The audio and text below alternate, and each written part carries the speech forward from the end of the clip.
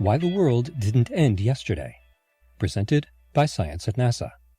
December 22nd, 2012. If you're watching this video, it means one thing. The world didn't end yesterday. According to media reports of an ancient Maya prophecy, the world was supposed to be destroyed on December 21st, 2012. From a song about tragedy impending, we're going to move swiftly to a song about tragedy narrowly averted. It's another in our long list of tragedy songs, but this one is a tragedy narrowly averted. It goes like this.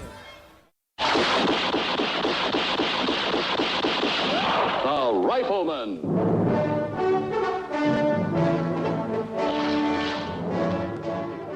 Every time our country stands in the path of danger, an instinct seems to summon her finest first, those who truly understand her. When freedom shivers in the cold shadow of true peril, it's always the patriots who first hear the call. When loss of liberty is looming, as it is now, the siren sounds first in the hearts of freedom's vanguard.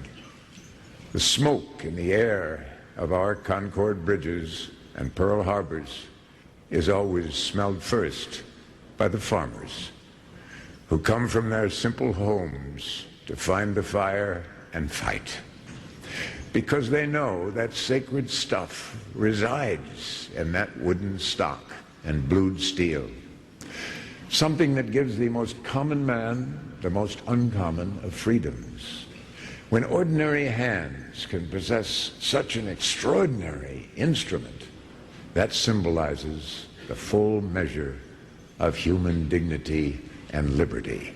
That's why those 5 words issue an irresistible call to us all, and we must.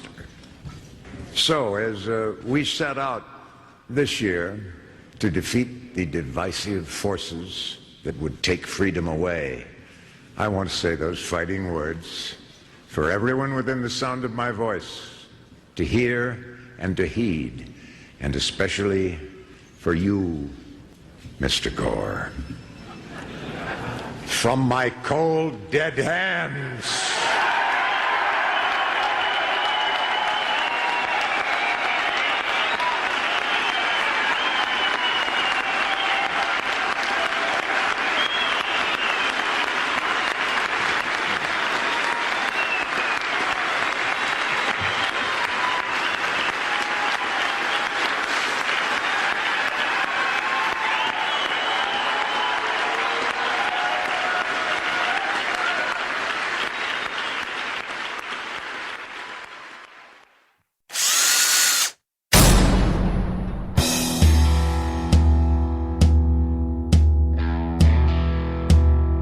It's time for Fully Threaded Radio.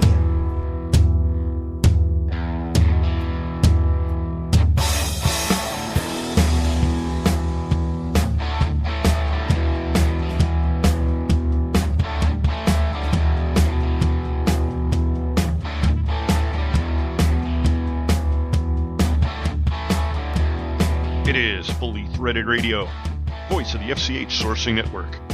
This is the online Fastener Talk radio show where we discuss all things predominantly related to the industrial fastener industry. So if you buy, sell, import, manufacture, or distribute fasteners, you're listening to the right podcast. Hi everybody, this is Eric Dudas along with Brian Musker, and we're glad to have you with us. Hey, you realize, Bri, that with this episode, we've now published in 4 calendar years. Wow, that's pretty amazing. I mean, predominantly fastener related. Sometimes you could say even vaguely fastener related. Sometimes it's not even that related at all. Well, I think all fully threaded listeners would agree. And there's yet another reason I'm glad the world didn't end last year, huh? Oh, thank God the Mayans are wrong again. This is episode 56, everyone, and we're publishing on January 10th, 2013, and we're so glad to be here, as well as glad to have you with us. This edition of Fully Threaded is jam-packed with what Andy Pels calls fastener juiciness. We'll get things kicked off with a conversation with the always insightful founder of Fidelis Fasteners, the globetrotting Rob Lucas. During this conversation, Rob shares his outlook for the new year, and as usual, Rob tells it like he sees it. Next, Mike McNulty brings us the Fastener News Report, and this time he's joined by BB&T Capital Markets analyst Holden Lewis. The December FDI numbers moved up ever so slightly this time, Bri, and they've got the full report on that, plus several interesting industry headlines, including news of some surprising consolidation activity out there. Yep. And our feature segment today is a panel discussion with our semi-all-star lineup of contributors, John Butler of K&L Sales, Andy Pels of ScrewCrew.com, and the indefatigable Mr. Tom Buddenbohn of Technology Components Southwest join Brian and me for a look back at some of the top fastener stories of 2012, and also a look ahead with some predictions and, outright speculation about what might be coming for the future. As you can imagine, it's a far-reaching conversation, and we touched on all sorts of subjects, and you don't want to miss it. Yeah, and actually we were going to be discussing something that we decided not to. It was calendaring applications you can use on your phone, which would have helped Andy a lot. Yeah, we had a little fun with that, but to offset that, he brought up the subject of 3D printing, and that was so fascinating. I've been reading up on that, and wow, what a trend to come in the new year. Yeah. Yeah, it does have applications in the fastener industry. It is very interesting. It's a very good thing he brought that up. Big time. And I think we're going to be hearing a lot more about that in future Fully Threaded episodes. The title sponsors of Fully Threaded Radio are Stelfast. For service you deserve and people you trust, it's Stelfast. And Beacon Fasteners and Components. Check out their line of machine screws, Beacon Fasteners, nice threads. Hey, we're also sponsored today by Trinity Hardware Headquarters, Fastenal, Volt Industrial Plastics, and Fastener Technology International Magazine. And thanks to all of you. Absolutely. And thanks to all of you for listening. We've got a lot to cover on today's show, so we'll come back right after these words and get it all going.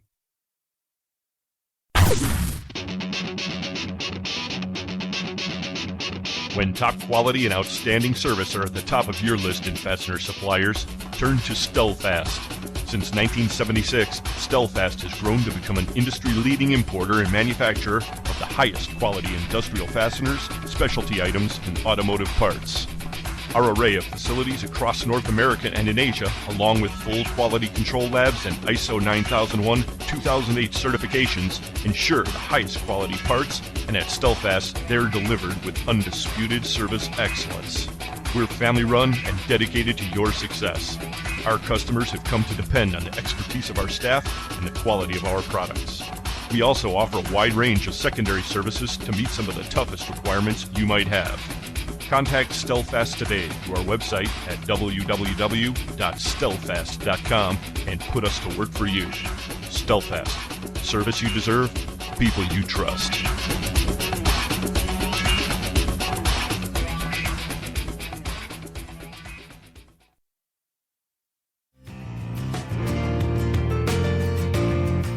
Looking for package fasteners of all kinds? How about specials or unique parts that no one seems to carry? At Trinity Hardware Headquarters, we believe in parts done right, and our new catalogue is available online at trinityhardwarehq.com, featuring over 30,000 different types of fasteners available in package quantities, product kits, and assortments, including hundreds of hard-to-find parts as well as the most popular inch and metric sizes. Trinity Hardware Headquarters has locations throughout the Midwest and South, and over 400,000 square feet of warehouse space with 18 million pounds of fasteners ready to fill your requirements.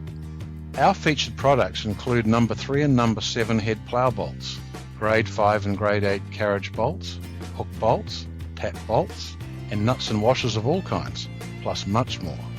Visit our website at www.trinityhardwarehq.com or give Trinity Hardware Headquarters a call at 888-232-1010.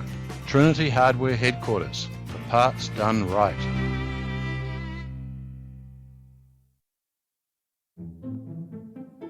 It's a screwy world out there, what with outsourcing, celebrity apprentices, crop circles, beavers, gargers, those shorts that are almost pants, and mimes. But when you think about it, saying the world is screwy is just unfair to screws, which ironically are what hold the whole world together. And the finest screws out there are supplied by Beacon Fasteners and Components. We can say that because our products are laboratory tested. Twice. Beacon Fasteners and Components also has the largest inventory in the industry, including thread forming, thread cutting, high-low tapping, SEMS, sheet metal, and our new machine screws. And they're all available RoHS compliant. Give Beacon a call today and one of our knowledgeable sales staff will guide you through the ordering process. Then we'll track your shipment, which is one less screwy little detail for you to worry about. Visit us at beaconfasteners.com. It's a screwy world, but Beacon is on top of it.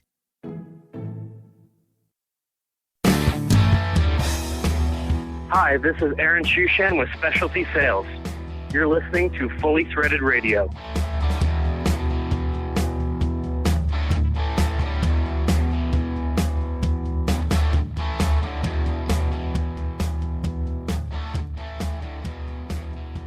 So, Bri, the FCH network is humming along as we begin the new year. And coming up, we'll hear from Mike McNulty and Holden Lewis, who have the latest FDI survey report for us that might explain some of the increased activity we're experiencing currently. But it's great to see. Of course, that's at fastenersclearinghouse.com. That's really our main gig. And yet another reason to be happy that we averted the end of the world last year, huh? Yes. Actually, if you were analysing what all the pundits were saying, you wouldn't think there'd be as much activity as we're seeing. And we saw, since the start of the year, we've seen a distinct spike in activity.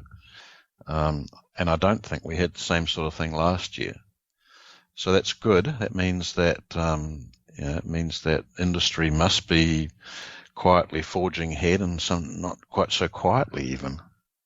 Agreed. It's good to see the fastener industry getting things off with a bang, and let's just hope it continues. Well, we'll be here to talk about all that as it unfolds. And if you folks have any ideas about that as we progress throughout the year, please get with us. Let us know what you're thinking. If you've got some ideas, some tips, some questions, you can get with us via email at ftr@fullythreaded.com. We're also out there on Twitter under the handle Fully Threaded.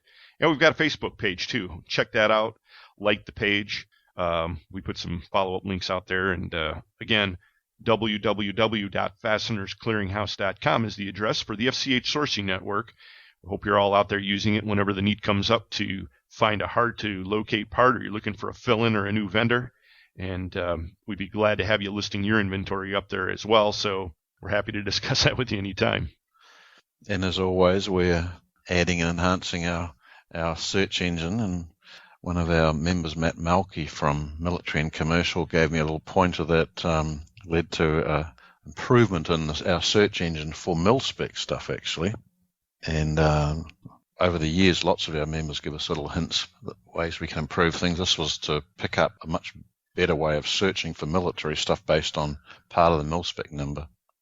Yeah, Matt's been very helpful to us over the years. So, hey, I got an email from another listener about our last episode. They were commenting on the big Christmas dinner that you were going to be cooking up, and they wanted to know what soup you ultimately made. And I'll tell you what, the prime rib was out of this world, as usual. I think you tweak your cooking approach every year, but you haven't made a bad one yet. And that soup, what even was that? It was delicious, but I can't even explain what it was.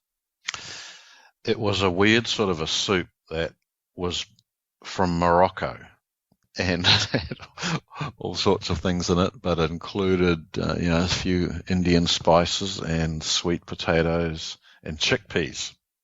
So every year I find a weird recipe to make for soup, and so this one was a little more weird than usual.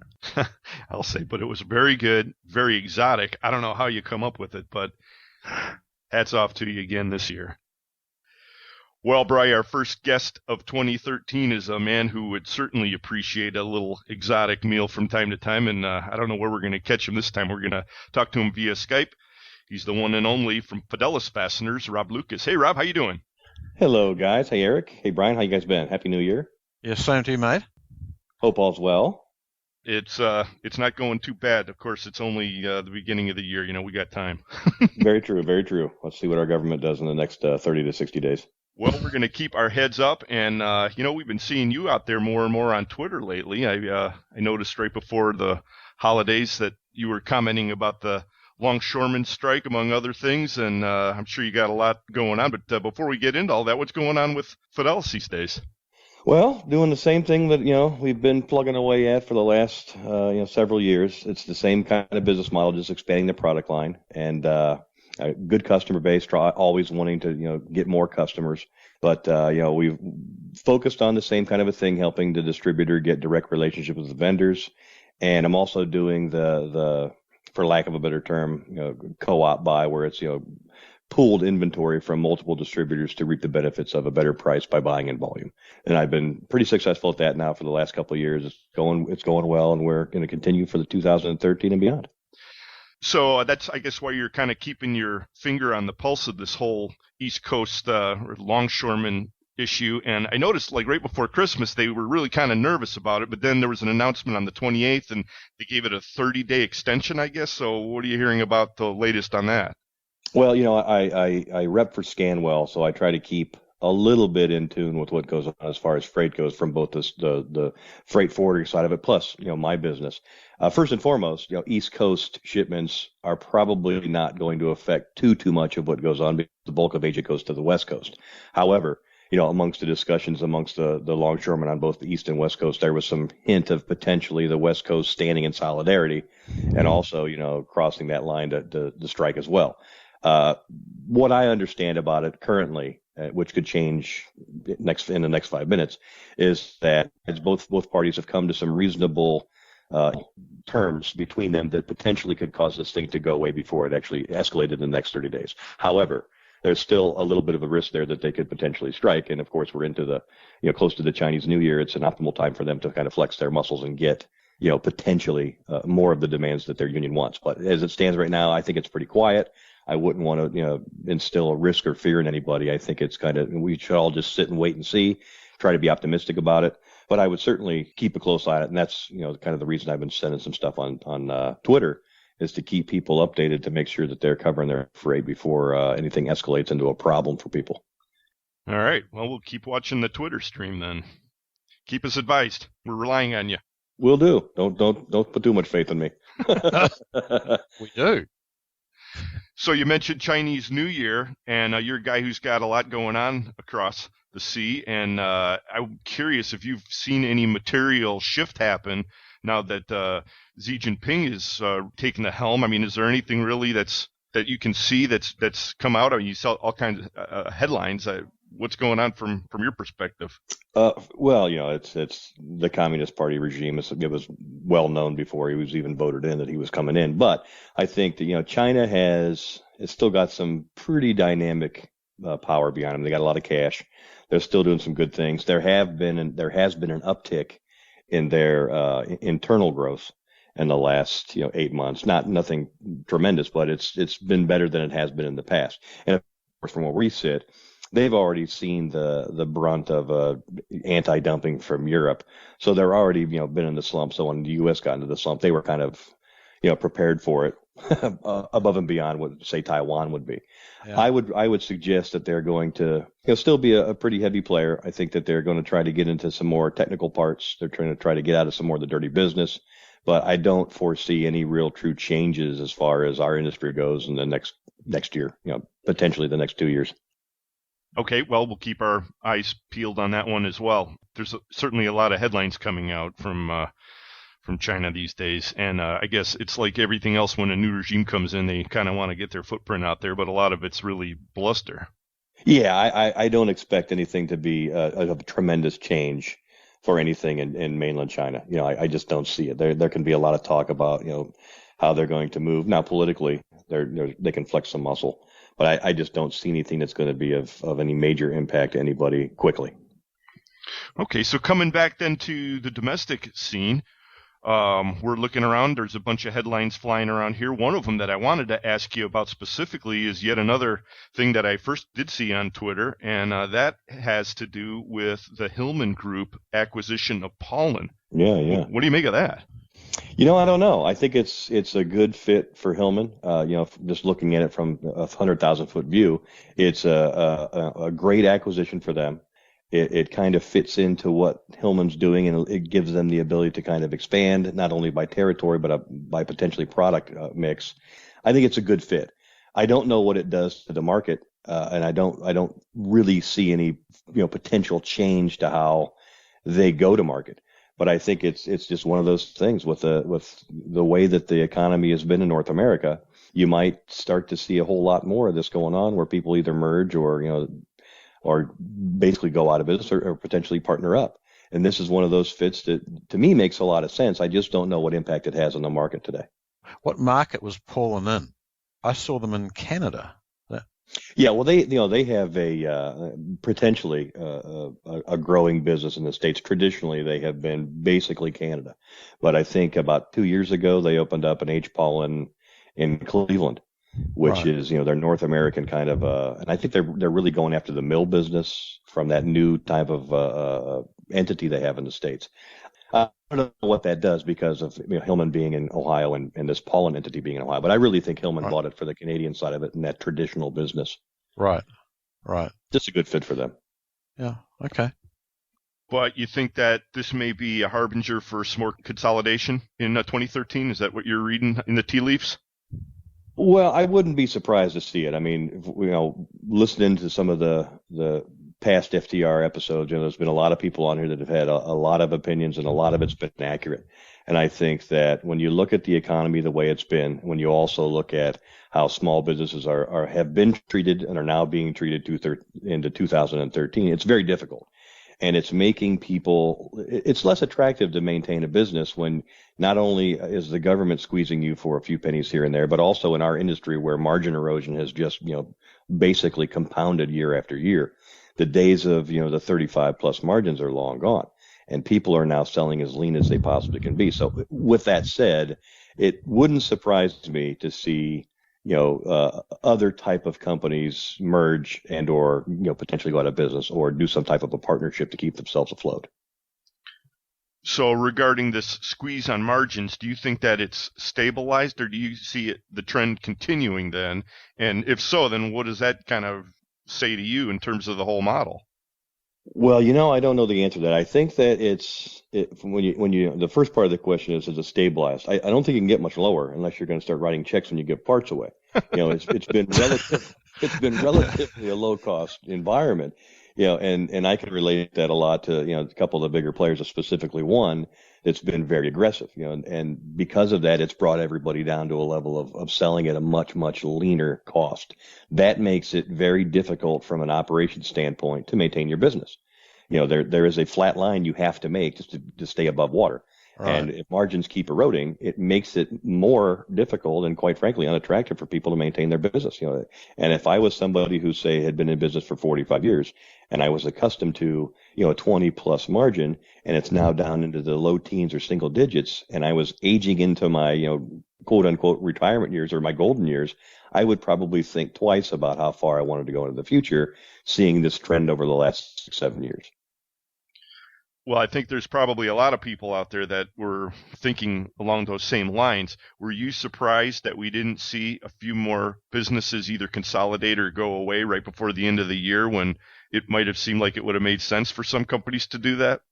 Well, there has been quite a few of the small distributors that have went away or have had some financial hardships and dissolved. However, I think that anybody who's got a viable business, that's a catch-22. Yes, I'm sure there are a lot of people who I would have thought might have wanted to go away or might have wanted to merge, but on the flip side of that coin, in a poor economy, you've got to find somebody who's going to court you and give you that cash to take that business from you, and that's going to be very difficult, especially at the end of the year when nobody knew what was going to happen with not only this so-called fiscal cliff, but what was going to happen to the asset tax and everything else that goes with running a business. So I think that's made people really, really reluctant on making any kind of a true spend on an acquisition. Now, of course, there's been exceptions with the H. Paulin and Hillman, but I think in the most part, people have been very, very cautious about what they do with their cash. Right. Well, you could say that was the case for the previous 6 months, actually. Absolutely. I mean, I know some people out there across, a handful that have actually bought real estate in the last, 24 months-ish, and their intent was to expand their business. And now they're just sitting on real estate because they don't have the warm and fuzzies about, hey, we should go ahead and expand now. It's hindering people from trying to grow their business. So if you take that concept and their rationale into play, I would think the same would go for people who are looking to make acquisitions and or those people who are looking to sell. It's going to make everybody, walk very, very softly and do a whole lot of due diligence and a lot of thought before they open up their pocketbook to do anything differently. Right. Well, for a long time, the view has been that, caught up in balance sheets of U.S. companies is something like $3 trillion. Exactly. There's a lot of cash. Yeah, and this cash is not coming out. Now, our Obama government, of course, love to see that come out, because then that would mean that they could say that they've, been helping business. But the reality is that they're not helping business. They're terrifying business. And this is the big problem that they've got to get over. Absolutely. And me being a small business, there isn't anything you can really do that you're comfortable with saying, hey, I'm going to do this in 2013 or in 2014. There's nothing that I have as an indication from our government that makes me feel any bit stable about taking another risk farther than taking a risk of running a business. And I think that's what a lot of people that don't own businesses don't see. And you're the guy who's put your life on the line to run this business. And for a lot of folks, have basically a parental appearance to their employees. There are people that really do truly care about their employees and have to worry about paying them. And these are the people who have taken so much risk to do this, and now they don't want to take any more. And I don't fault them for that, because you've got to play, your cards close to your chest and be safe. But they're looking at so much pressure from the government trying to force them into something that it makes them even, pull back farther. That's really happening to this country. And, there is something to be said about, and I am not a 1%er, but there is something to be said about the old adage that it takes money to make money. And what you just said is 100% true. Companies have a lot of liquid cash, and they're not parting with it. Right. And if they were to part with it, I think the economy would turn around. But they're not parting with it, and I blame that solely on our government. Yes, I read somewhere that the amount of cash, this is a while ago I read this, but the amount of cash tied up in balance sheets, and some of it is overseas, because the cost of bringing money back or repatriating money within some of the larger corporations is so high, it's just easier to keep it away. And but the amount of money represents something like 20 million jobs. Yeah, I actually had a couple of conversations near the end of the year with a couple of different style of companies, a couple of overseas companies and a couple in the States that are relatively large. And all of these companies have entities in multiple countries. And the gist of all of the discussion, it may not have been, exactly the same statement, but the overall concept was, where there was a U.S. entity versus an entity in some other country, they would prefer to begin trading in that other country's currency and keep the money there than to relocate it or repatriate it back to the States just because of the tax problems. Right. That, to me, is a huge issue with business. If people are, and you can call that cheating the system and hiding your money or laundering it, but that's not the case. They're running a legal entity. They're operating under the legal guidelines of not only this country but of the other country. They just refuse to bring their currency back from, say, the baht into the U.S. dollar, and they're going to just kind of wait this out. That's terrifying that people want to do that, because now you're saying, I feel more comfortable with my money out of my country and in potentially a less currency value than the U.S. dollar than I do here. That has to speak volumes to where our small business and our medium-sized business executives' mindset is. It's a shame. Oh yeah. Well, I mean, I used to work in a previous life for one of the big Fortune 50 companies, and whether you were doing business in the US, you could just as easily decide to work within your European operation and completely do all your trading in Europe. I mean, it wasn't really required to bring it back to the US unless it was some benefit. And if you can show corporate tax in Germany of whatever it is, but 20% or something like that, and it's 30% here. These are just possible numbers. Why would you bring your money back to the US? You could just as easily use it in Europe and sit it there actually at the moment. Exactly. And I think that, there was a whole lot of talk last year about, the buzzword was reshoring. Yeah. And I've heard a lot of people on FTR and elsewhere talk about that. And it sounds grandiose, but what you've just said enters that along with labor rates. If you want to reshore, you've got to open up an entity here and pay the company asset tax, et cetera, that goes with it. It doesn't make it attractive for somebody who could do that elsewhere. And that's been another big hindrance to us having any kind of real growth. Well, I think it also is a problem of a government that doesn't understand these issues, because there isn't a person there who's ever actually worked a day in their lives. Yeah, and even for me, no, they've spent all their time working as bloody organisers, for unions and things. Right. Like well, we know all about that. I mean, frankly, I'm just growing tired of repeating this over and over. I mean, FTR listeners have become well acquainted with that mantra. I'd like to shift things back to the perspective of the fastener distributor. And given the fact that we have this environment, there's a lot of apprehension out there. There are difficult conditions that we're grappling with. What is a medium or small size fastener distributor supposed to do right now? And Rob, you're a guy who advises a lot of companies that are looking to go direct for certain commodities. And, what is your position on this for that type of a company right now, given all? Well, yeah, I've seen more and more. Here's a real stat. There's no document behind it, but I can tell you that ever since I've owned Fidelis, every distributor I've ever met, every single one of them in some way, shape, or form has played overseas. They may have done it in the past and stopped, or they're still doing it, or they're dabbling, but they've all been active in it. In the last 2 years, I've seen an influx of more and more going direct overseas. So, I don't know if that's an indication of just they're unhappy with, the price points that are in the States, or if they feel like they're getting, a better bang for their buck by going direct. But I think what it really comes down to is everyone is looking to get as low cost as they possibly can, because margin erosion has been so, in their face. Yeah. And I think everyone's trying to save a buck. So what I tell people is I'm not always the cheapest, and anybody that says they are is just flat lying to you. No one can be that good across the board. I mean, anybody can be cheap, but then again, you might get, rubber when you're buying steel. There are going to be options both domestically and overseas where people have to look at it. And, there's a lot of things that when I guess short and sweet, I can give you a price that's, $10 1,000 for something. And in the States, it may be $22 1,000. And that piece price to piece price, you may go, wow, that's half the cost. But when you incorporate duty, freight to get here, logistics, the whole 9 yards, sometimes it doesn't make sense to go overseas. Yeah. And the novelty of saying, well, I buy from China is great, but it really has to hit your bottom line for it to be a benefit to you. And I do talk to all of my customers in this fashion. Don't buy it from me. I mean, I get orders for $200 and go, what are you doing? Are you crazy? You don't want to, you're going to spend $500 for a $200 order. You need to do that differently, even if you pay more here for it. But I do think that over the next year, we're going to continue to see the same thing where everyone is looking for the best possible cost.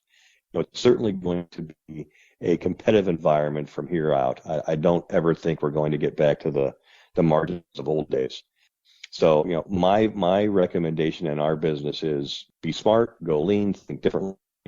And look at ways you can buy things, because everybody buys things. Look at ways you can buy things that make sense for you and your customer base, not because the guy next door did it. And that's a very, very hard thing to sell, because unfortunately we're in an industry where it's 50-year-old mentality. People, well, I did it like this, and my grandfather did it like this, so we're going to do it like this. And it's pounding that same thing. If you do what you did yesterday, you're going to get what you got yesterday. It's hard to sell, think out of the box, but while you're doing that, think smartly and do what makes sense for your wallet and for your customers. And that's really, Fidelis' pitch. I can't tell everybody that I'm the cheapest and the best. I have a whole lot of experience in this business, and I have a whole lot of experience with dealing with overseas, but I also know there are places here that are just as good or equally as good. And in fact, some of the master importers, they buy on volume levels that make them a lot more attractive than it would be for you yourself to go direct. Yeah. So you got to be honest about it.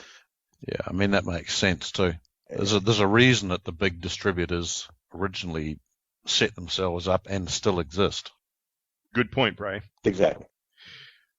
Now, because this is a top of the year show, I'm going to give you a chance to prognosticate, Rob. Do you have anything that you want to throw out there that maybe you see as a trend for the fastener industry in 2013 that you'd care to share? Yeah, get the cloth out and polish up the crystal ball, okay? I'm afraid to polish it on Okay. balls. It's going to be, in my opinion, I had a relatively good first half of 2012. The second half of 2012 was much less active. After July, it kind of died out. I think everybody saw that. This year, I gotta believe that everybody was keeping a keen eye on the fiscal cliff. I think that's what's held a lot of people back. I'm not convinced personally that we're over that fiscal cliff. I think they've said something to kind of calm the water shortly, and there'll be another storm. If you sit past all of that crap, I think people are at the point now, and they've kind of reached it somewhere last year where they're at an inventory level that they can be as lean as possible, maintain the inventory they need to supply their customer base. And my hope is that we're going to see a growth on the economy, which would lead to a growth in fasteners. Now, I'm not here to say it's going to go up 25%, but I got to believe this upcoming year is going to be a little bit better than last year. And that's, coming from me, who's traditionally a pessimist, that's good news. I do believe it's going to get better. Now, on the optimistic or the pessimistic side of it, I have some friends in Taiwan and China, and on this particular topic, I look at Taiwan, where they're nervous because they had reaped the benefits of European sales. Right. But because of the European crisis that's gone on, their business has even dwindled farther. And they're now turning their radar onto the States, hoping to see this tremendous saving from the States. And I don't see that. And they're down 20 to 25% in manufacturing. It gets to a gray area where you go, gee, I don't know how much we can maintain or how much we can sustain. But long term, for the course of 2013, to be as conservative yet as optimistic as I can, I think we're going to see a growth. I think it's going to be better than last year. I just don't think that the margins are going to go up as much as we'd all like them to go up. I do think prices have to increase. So I do think there'll be some price increases in steel. I think there'll be some price increases in material, and hopefully that'll relate into a little bit of more profit for everybody in the States and our industry. Now, how do people get a hold of you, Rob? They want to have a look in the crystal ball too, I think. Well, that's my perception of it. Excuse me. And to add on one more thing to that, I've seen less in the last 6 months of 2012. I've seen less activity because I do quite a bit of domestic business in China. I've seen less activity in that realm, and it was pretty strong the first half of 2012, where there were end users that had some strong demands in mainland China where they needed their distribution base to support them. I was really, really active the first half of the year. It didn't die, but it certainly didn't grow like it did the second half of 2012. So if that's an indication that things have stabilized out from an inventory standpoint, I guess that's how I read it. And to me, that's good. That's a good sign. People are starting to understand how it is to operate in a piss poor economy with a rough tax situation coming up. Right. Yeah, I mean, you can't possibly expect that everything's, magical when you really look at Europe and see, Europe was a big market for a lot of people. Exactly. And for us as well. Yeah. If you look at, just take our little niche of the world in the fastener business, you've got two of the biggest. And there's a lot of players in the U.S. and there are a lot of big players in the U.S. from a distribution standpoint. And there are some of these distributors out here who, I don't know where they're going to be next year. I don't know if they want to be here next year. We talked about a little bit earlier from businesses, but in our environment, it's tough for guys who spend a lot of money overseas and bring in a lot of inventory to maintain a cost-effective business. When you talk about a competitor beating you up on price and making you lower your prices even more, and you've had a traditional service relationship with your customers, and you've done things and tailored your business to support that customer base, to have that change and to have your margins erode to it, it makes it more and more difficult for you to continue in that same fashion. Right. So if you take that kind of logic, I would expect to see some changes in our industry that may be big. I don't necessarily think that anybody's just going to go out of business, but I certainly think people are going to revisit how they operate. And I'm talking about bigger guys. They're going to revisit how they run their operations, how they support their customer base. They're going to look at every avenue they can to cut themselves as lean as possible without really sacrificing sales. And I don't know where that leads to. If that happens, and there's rumor of it happening with some, do the competitors then look at that as a time to attack? I think that's poor judgment. But I certainly think in this environment, everybody's just trying to steal a dollar any way they can. And that of course, just creates this domino effect where it gets more difficult and more difficult and more difficult. At some point, when it's so difficult, you lay on the mat and you tap your hand and say, I want out of the ring. Okay. I thought you would have used an analog a little close to hunting. Well, I don't want to piss off anybody from PETA. Right, the animals that circle around the ones that aren't quite so healthy. Yeah, this isn't even, I don't think, natural selection. I just think this a less logical attack method. It's everybody wants to supply everybody, and that's just not realistic. And those that have done a really good job for decades are now struggling with how do we maintain that same philosophy while making money. Yep. I don't have an answer for that. I feel bad for a lot of them that are in that position. It's made guys like my life rough. I mean, I'm about as lean as you can get on cost, and I have a tough time because of the margin erosion has gone so bad that you have to struggle. You have to sacrifice here and make up there. So there's a lot of juggling that goes on, and I'm little, so I can't imagine what a bigger guy that's in the tens and 20 millions in sales, how they would contemplate a travesty like we've had again if we had to go through another recession. Right. We hope that is not what we have to go. Okay. I agree. What's your website, Rob? It's www. Do I have to say that? That's typical. It's fidelisfasteners.com. And I appreciate you guys again having me on. It's been a long time, I think, since I've been on. I don't think I was on at all last year. Maybe I was the first part of the year. Yeah, I thought you might have disappeared. I thought you were in the jungles in Africa somewhere. No, I've been spending a lot of time in Asia. Business for me, like I said, the first half was strong. I've been really focused on different ways to support customers and getting them more involved in what Fidelis does for them, and that's taken up more time. Picked up a few more employees. Just been busy. But I do listen to the show. I podcast it and keep it on my media player, and whenever I'm on an airline or an airport or a hotel, I'm always there listening to it, and it gives me something to do other than stare at spreadsheets or stare out the window. Or molest animals. Right. Right, that too. And this year I plan to do a little bit of that. Well, maybe we'll get together and go fishing. Convince you guys into putting some arms behind you, and we'll go out and express our Second Amendment fun. That sounds like a plan. Well, we won't wait so long until next time, Rob Lucas. You're with Fidelis Fasteners, and we really appreciate it. We'll talk to you soon. Thanks, guys. Thanks, Rob. And we'll be right back with more Fully Threaded. Coming to you across the vast audio radiance of the internet, it's the voice of the FCH Sourcing Network. Fully Threaded Radio.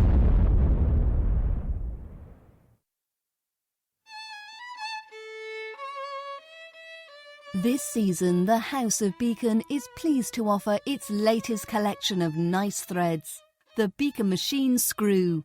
Sleek and metallic, sturdy and sharp, the Beacon Machine Screw is a revolution in cutting-edge style and clean lines, offering a modern twist on classic proportions.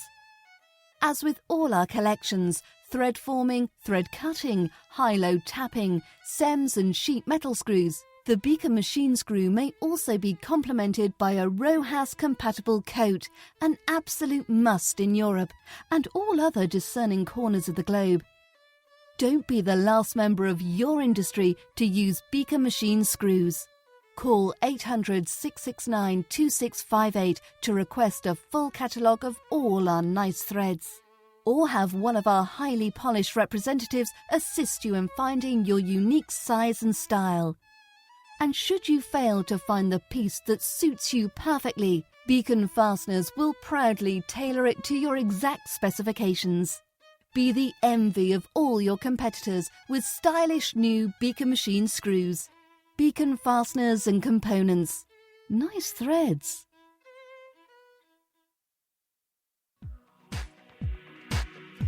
Our hearts are in fasteners, So join us in the heart of the fastener industry for Fastener Tech 13.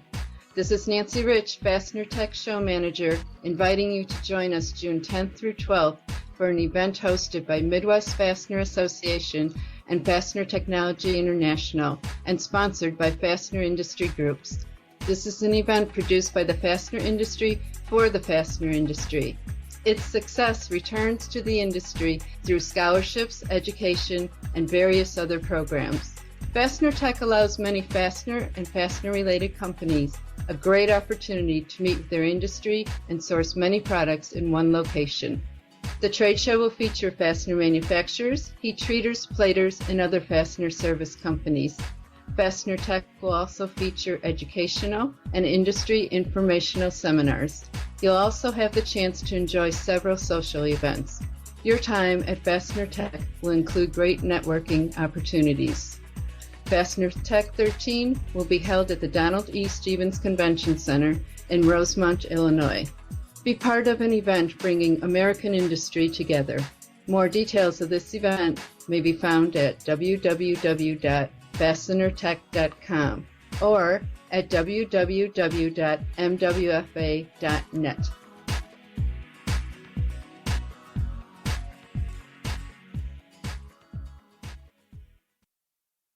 For a selection of hundreds of thousands of fasteners, check out your local Fastenal store or Fastenal.com. We can stock domestic or internationally sourced product locally and keep your bin stock filled for you at no additional expense. We are a 9001-2008 certified company that's made a huge investment in quality control so you don't have to. And if you can't find it on our shelf, we can make it for you at the quantity you need at one of our many manufacturing facilities. Learn more by contacting your local Fastenal store or visiting Fastenal.com today. Hi, this is Marty Martinez from the LA branch of Stelfast Incorporated. You're listening to Fully Threaded Radio.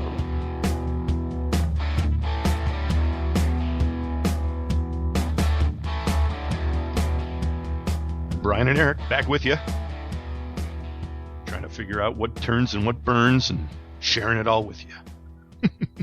Right. Yeah, I'm glad you tracked Rob down. I haven't sort of caught up with him for a while. At the Fastener show in Las Vegas, I saw him rushing down one aisle when I was rushing down another aisle, and that was it.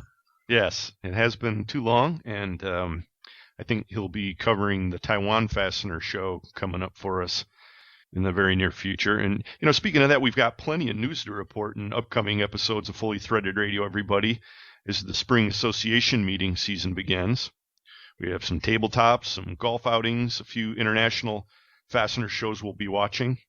And then, of course, we have several shows, the All-American Fastener Tech 13, and before you know it, we're heading back to Vegas in October. Yeah. And that this year happens October 23rd through the 25th in Las Vegas. Always a good time and probably the highlight of the fastener year for many people. But man, we've got so much jammed into this show that we're going to kind of move things along. I did want to mention one thing, though. I got an email from Dan Zender over at Trinity Hardware Headquarters, and he mentioned to me that his dad, Jim Zender, is now officially retired. Oh, okay. Uh-huh. Of course, that has an important ramification for Dan in terms of ownership of Trinity, and we want to congratulate him on that move. Yep. He also mentioned that they're having a major re-inventorying effort going on over at Trinity because, he was really nervous about the end of the world coming, and so they'd sold all their inventory at 10 cents on the dollar, and now they're kind of in a pickle. Right, okay. Yes, Dan. He wanted me to kind of be careful with throwing that out there, and you got to know Dan, I guess, to kind of appreciate that. But he said, I don't want to have you risk upsetting your Mayan American listeners, and I thanked him and told him I'd be very careful with it. Right. I don't think we have that many, actually. Well, on the ones we do have, we probably have already gone over that cliff. Right. So. Yeah, they're way down the bottom of the abyss. Fortunately, our sponsors are still with us, and they are Stelfast, Beacon Fasteners and Components, Trinity Hardware Headquarters, And sponsoring the Fastener News Report today, it's Volt Industrial Plastics and Fastener Technology International Magazine. And why don't we get to that right now? Right. Here's Mike McNulty. Thanks, Eric and Brian, and Happy New Year to all the fully threaded radio listeners out there. This is Mike McNulty from Fastener Technology International Magazine, bringing you the Fastener News Report, which is sponsored today by Volt Industrial Plastics, makers of the world's finest plastic fasteners. I am so glad that we are no longer living in fear of the Mayan calendar or the fabricated fiscal cliff. During my Christmas break, I discovered a new fastener-related catchphrase on Twitter called #FastenerFever, which is usually how I feel when properly focused on fasteners. I also learned this past weekend that cold beer is a suitable cooling agent for fastener fever, so I am ready to deliver today's Fastener News Report. In our top story, we're going to get the results of the Fastener Distributor Index for December. In addition, we have some newsmaker headlines from the North Coast Fastener Association, the Fastener Training Institute, Fastener Fair Stuttgart, Juergens, Applied Industrial Technologies, the Elgin Fastener Group, Duncan Bolt, and the Hillman Group. We also have a back page report on the college majors for the freshman year of 2022. We will get to all of that and the Fastener Distributor Index results for December right after this. Volt Industrial Plastics is the source for all your high-quality plastic fastener needs, and customer service is their #1 priority. With almost 1 million fasteners in stock and same-day shipping on stock items, Volt Industrial Plastics carries inventory so you don't have to. Volt manufactures everything in-house from over 125 different materials, and they're proud to say 100% of their products are American-made. And of course, custom tooling and in-house bagging is available. Contact Volt online at www.voltplastics.com. Volt Industrial Plastics, makers of the world's finest plastic fasteners.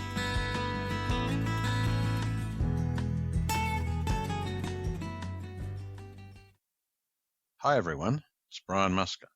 If you're listening to Fully Threaded, then you're no doubt aware of the FCH sourcing network found at fastenersclearinghouse.com.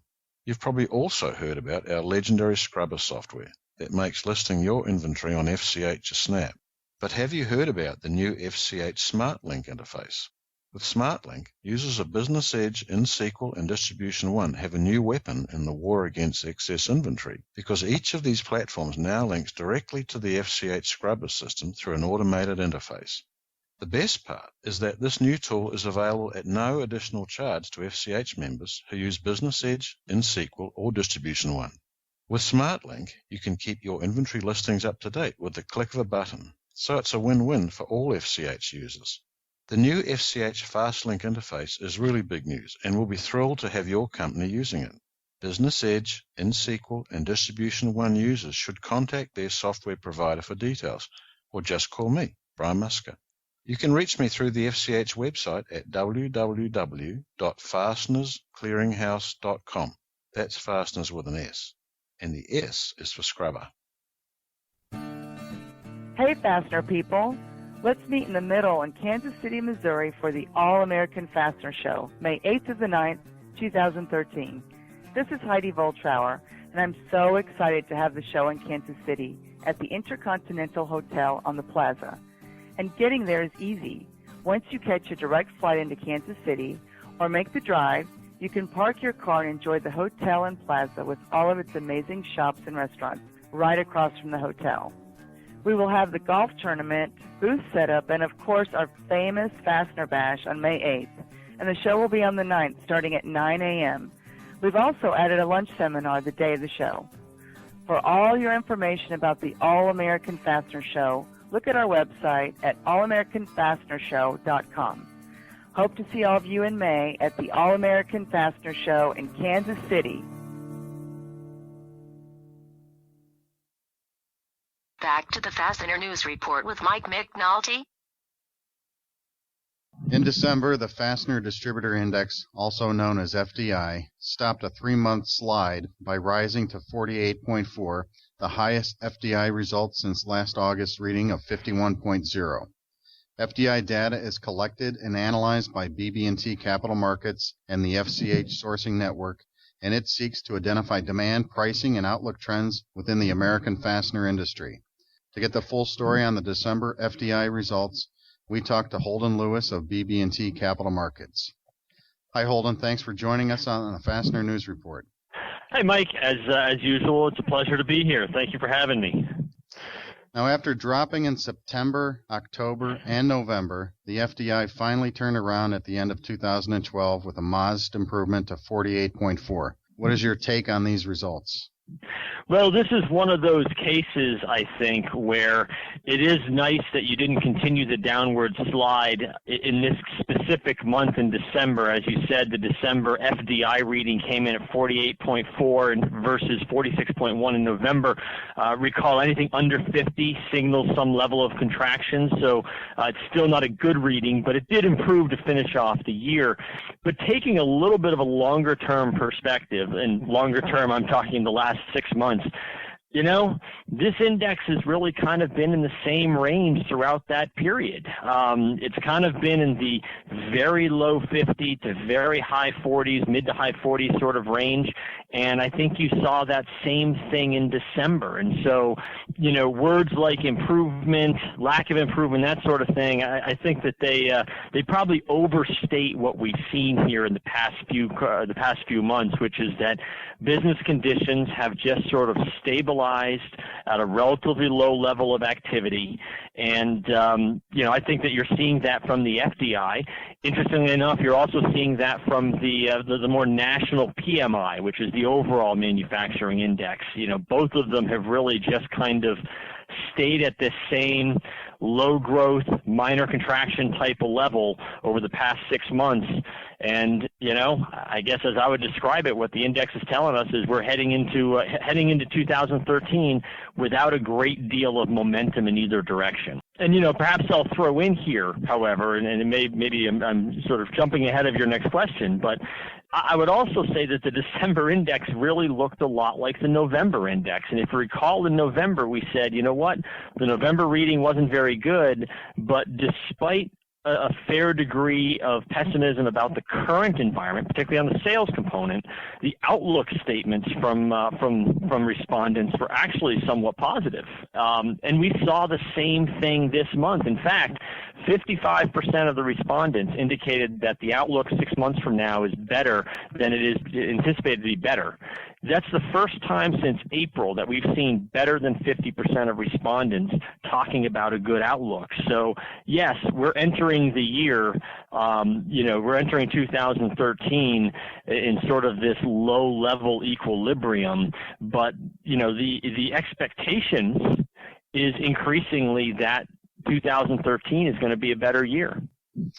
Yeah, just a little bit longer down the road than immediate. Now, you mentioned the sales number being similar to November's number.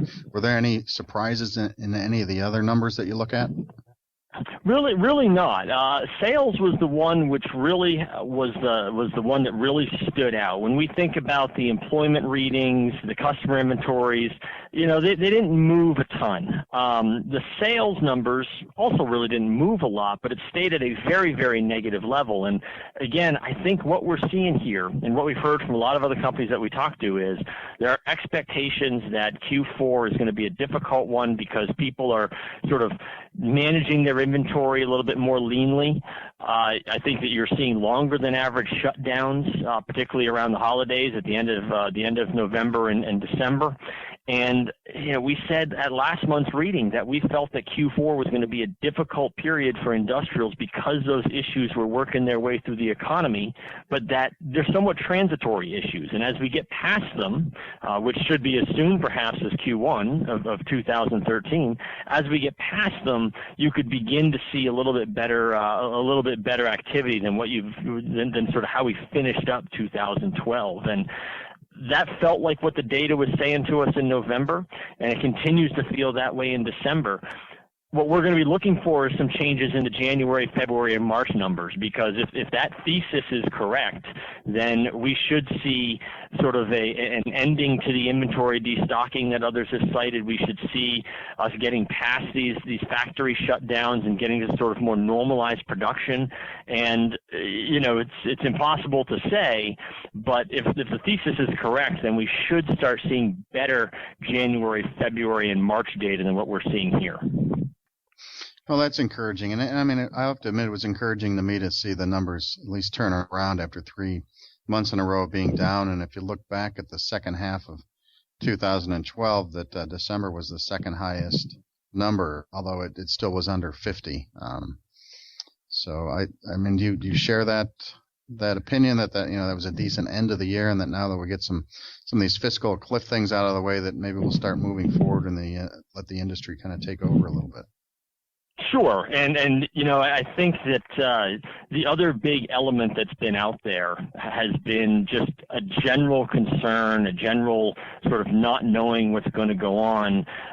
Make no mistake, there were still several comments that came through in the responses that are still talking about concerns about leadership, where the economy is going, all that kind of thing. But as we've gotten past the election, as we've perhaps at worst, I guess, punted the fiscal cliff discussions down the road a bit, as some of these things that have been really weighing on people in the end of 2012 are sort of coming off the board, if you will, it could very well be that what you're seeing in that 6-month outlook, what you're seeing in the December rating, a little bit of an improvement, it could simply be a bit of a lifting of that weight. I'm not necessarily going to suggest that everyone is thrilled with how some of these factors have been resolved, but on the other hand, at least there's been some short-term resolution on some matters that were really pressing, and you simply might be seeing a bit of a, sort of letting up of that overall pessimism. You could be seeing that in the data, and we'll see how that translates to the rest of the year. Another area, by the way, where I was perhaps more pleased to see a little bit of stability was on the pricing indices. We commented in the November reading that for the entire second half, in fact, that pricing seems like the impetus for incremental pricing has been coming off. I think we've seen that in the pricing commentary. We commented in November reading that, we kind of are there now. We're kind of at the point where pricing looks to be pretty flattish, and what you don't want to see is you don't want to see the trend continue to head south so that flat becomes negative. And I will say, I think in the December reading, the pricing metrics, the fact that those bounced a little bit from where they were in November, I think that that's a positive sign that while there's really not a lot of impetus to raise price, at least we're also not seeing much of an impetus to cut price. And to me, that was probably the one measure where I was happiest to see a little bit better readings in December over November. Now, I know in this go around with the questions that the supplemental question was about people's expectations for growth and sales and in pricing for 2013. What kind of things did you hear from the people?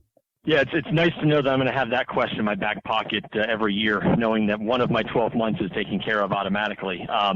But what we got was a relatively, again, not particularly surprising. I think that the large majority of respondents anticipated that their revenues in 2013 would be higher than they were in 2012. So again, reflecting the generally favorable discourse around the outlook question. And when you sort of took the average, I would say that respondents were looking for, on average, about a 4% increase in revenues year over year. We did ask sort of a sub-question about how much of that is expected to come from pricing. And again, consistent with, I think, our findings here on the pricing questions, pricing expectations were positive, but really only barely so. I think we listed 1% in our notes, but the real number was 0.6, 0.7% pricing. So people seem optimistic going into 2013, but optimistic shouldn't be read to mean that they think things are just going gangbusters. It looks like they're kind of looking for steady, slow growth, and that amounts to 4% on the revenue line and a little bit less than 1% in pricing is kind of the mean expectations. Yeah, 4% is definitely not gangbusters, but I think it's an acceptable growth, and it's definitely something you rather have rather than decline. And 4% is not surprising given the other things. You're talking about kicking the fiscal cliff down the road and the spending issues not really resolving themselves. I think that 4% is a pretty decent, would be a pretty decent result for the year 2013. Yeah, I would say so. And again, the fact that it was pretty consistent across the respondents, it was a pretty well consensus view. Now, this is one thing that I have addressed in the past, and will bring up here as well. 4% growth certainly is not bad. It's probably slightly better than GDP. But again, I would encourage folks to sort of look at to also benchmark against some of the larger distributors.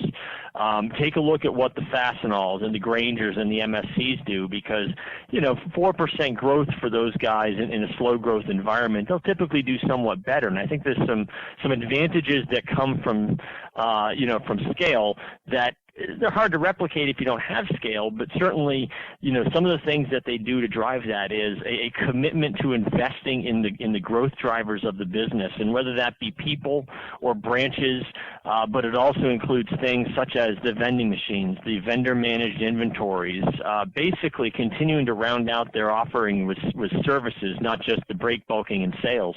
These are the sorts of things that allow some of these larger companies to grow at generally better rates, multiples of better rates than the economy.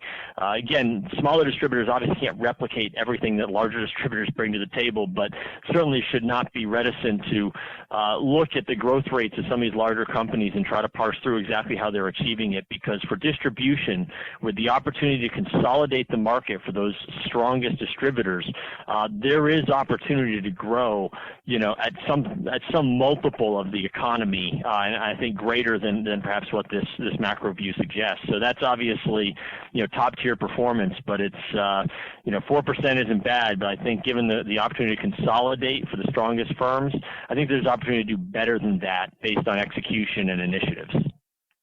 Well, that's good advice, because the fastener industry on the distribution side is definitely still what we would consider fragmented across the country. Yeah, it absolutely is. And at the same time that it's fragmented, opportunities are really presenting themselves. As long as I've been following distribution, any survey I've ever seen that asks manufacturers what they want from their distributors, it inevitably is they want more. And while that may seem intuitive to listeners, there was a time I recall that that investors thought that the internet would disintermediate distribution. That's not happening. There's an opportunity to provide more and more services, and as that happens, there's an opportunity to gain more and more share. And that should be what the strong executors and best performers in the space should be striving to do. That's a good point. Now, I want to remind listeners that you do the surveys for the FDI numbers at the end of every month, and just want to give you an opportunity. Are you after doing this for 1 year, we're going to continue in this new year. Is there anything you'd like to see from the respondents? Obviously, you'd like distributors, you'd like more people participating. Anything in particular you're looking for, like maybe more comments on the surveys? Yeah, no, I appreciate the opportunity. Always more respondents, and anybody who does listen to this, that does participate in this, I know that everybody goes to conferences and things of that sort, and to the extent that you can, bring the FDI up to folks, encourage other folks to participate, email me, email anybody involved in this project, and we'll make sure to get more people involved, because the more people we have, I think the more effective the index. But also, you bring up a good point about comments. There is the opportunity to just write anything that might be on your mind about the space in the survey. We get a handful of those every month. We don't get enough. There's certainly the opportunity for everybody to do it. So if there's something you feel that you want us to be aware of, and perhaps there's a consensus around that, perhaps it'll create a question in an upcoming month. Please feel free to contribute that. We do see it. We look at it. We can comment on it, and we can pursue it more deeply. Very good. And a final reminder that participation is free, doesn't cost anything, and it's anonymous. The results are kept just internally for reporting the general figures. So once again, Holden, good job, and thanks for joining us. We'll look forward to talking to you next month. All right, Mike. Thank you very much. That was Holden Lewis of BB&T Capital Markets. Holden has a regular column on the FDI that appears in the print and digital editions of Fastener Technology International magazine. Next up, today's top Fastener Newsmaker headlines. The North Coast Fastener Association has announced its officers and events for 2013. The NCFA 2013 board consists of Marty Nolan of RL English Company as the NCFA president, Kelly Quintenton of Brighton Best is the vice president, Ken Graham of National Threaded Fasteners will be the treasurer, and Dave Audia of Advanced Components will serve as the NCFA secretary. New trustees added for 2013 include Laura Vath of Solution Industries, Jackie Ventura of Fastener and Industrial Products, and Larry Kelly of Buckeye Fasteners. The new trustees join existing board members Michael Dellis of Fastener Tool and Supply, Sue Wallace of National Threaded Fasteners, Kurt Triptow of Branham Fastening, and Scott Fadiga of KJ Fasteners. NCFA events for 2013 include an April 25th tour of Nucor and the NCFA Distributor Social on May 2nd, 2013. The Fastener Training Institute in Los Alamitos, California will be presenting its Fastener Technology Workshop during Fastener Tech 13, the all-fastener industry event scheduled for next June in Rosemont, Illinois. The seminar will focus on the practical aspects of working in the fastener industry, and it will be taught by Bent Blendolf, the president and principal lecturer of EduPro US Incorporated.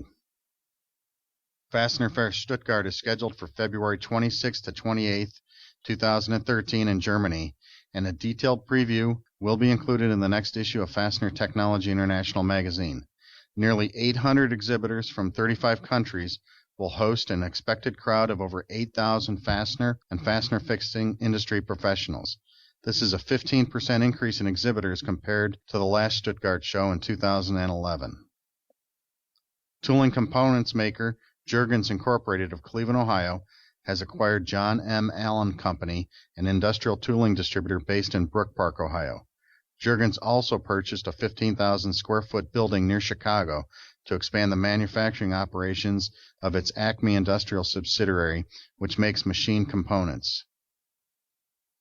Applied Industrial Technologies has acquired Parts Associates at the end of last month. Both companies are based in Cleveland, Ohio.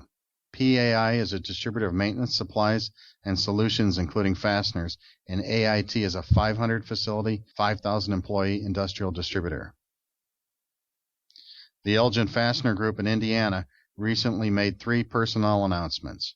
Brian McDonald has been named as corporate controller. Larry Dre has joined EFG as the director of supply chain management, and Alicia Sanford was appointed as technical sales representative with responsibility for the states of Illinois, Wisconsin, and Minnesota.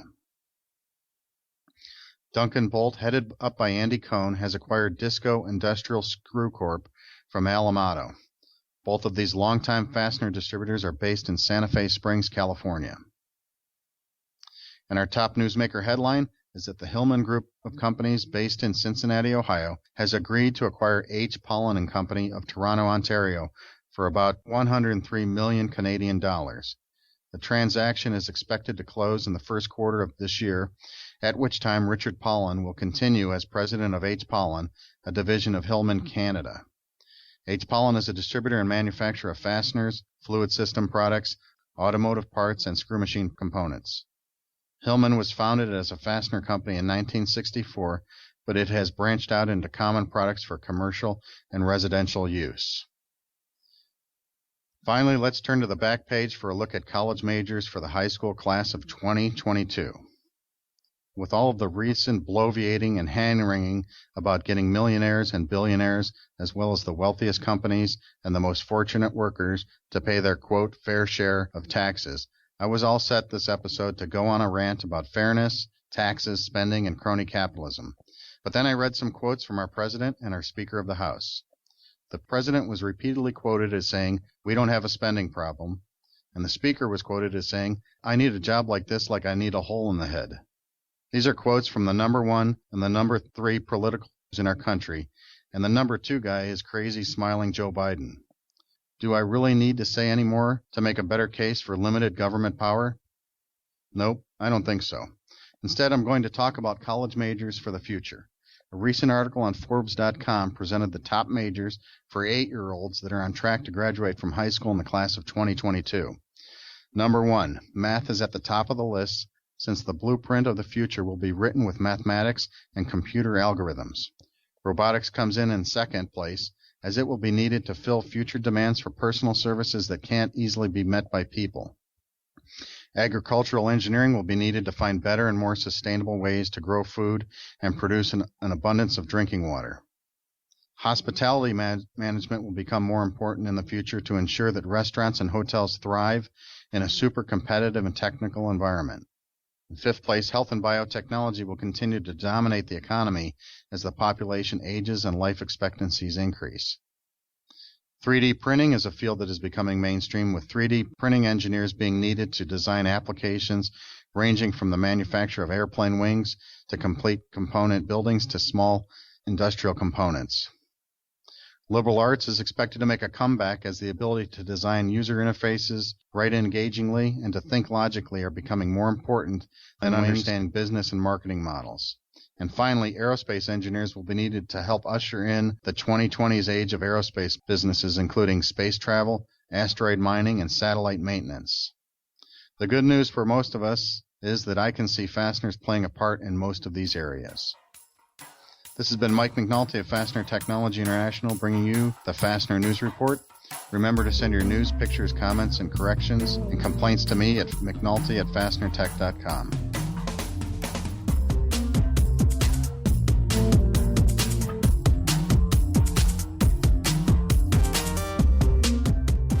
It's a quick look back and then a glimpse into the crystal ball of our semi-all-star panel. Coming up next on Fully Threaded.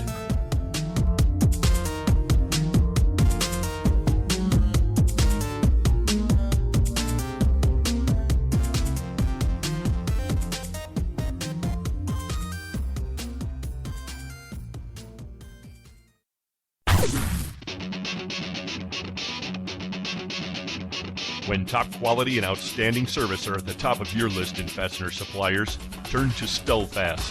Since 1976, Stelfast has grown to become an industry-leading importer and manufacturer of the highest quality industrial fasteners, specialty items, and automotive parts. Our array of facilities across North America and in Asia, along with full quality control labs and ISO 9001-2008 certifications, ensure the highest quality parts, and at Stelfast, they're delivered with undisputed service excellence. We're family-run and dedicated to your success. Our customers have come to depend on the expertise of our staff and the quality of our products. We also offer a wide range of secondary services to meet some of the toughest requirements you might have. Contact Stelfast today through our website at www.stelfast.com and put us to work for you. Stelfast. Service you deserve, people you trust.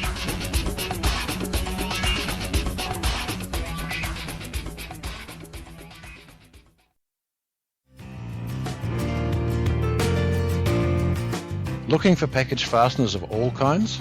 How about specials or unique parts that no one seems to carry? At Trinity Hardware Headquarters, we believe in parts done right, and our new catalogue is available online at trinityhardwarehq.com, featuring over 30,000 different types of fasteners available in package quantities, product kits, and assortments, including hundreds of hard-to-find parts as well as the most popular inch and metric sizes.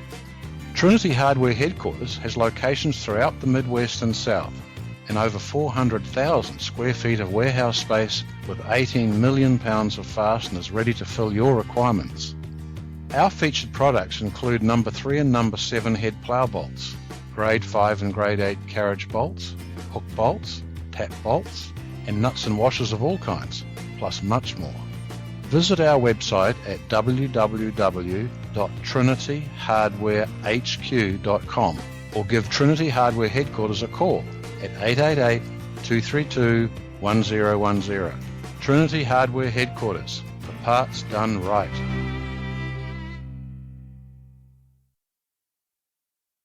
You know your screws and your brews. That's why now there's a beer brew just for the fastener industry. That's right.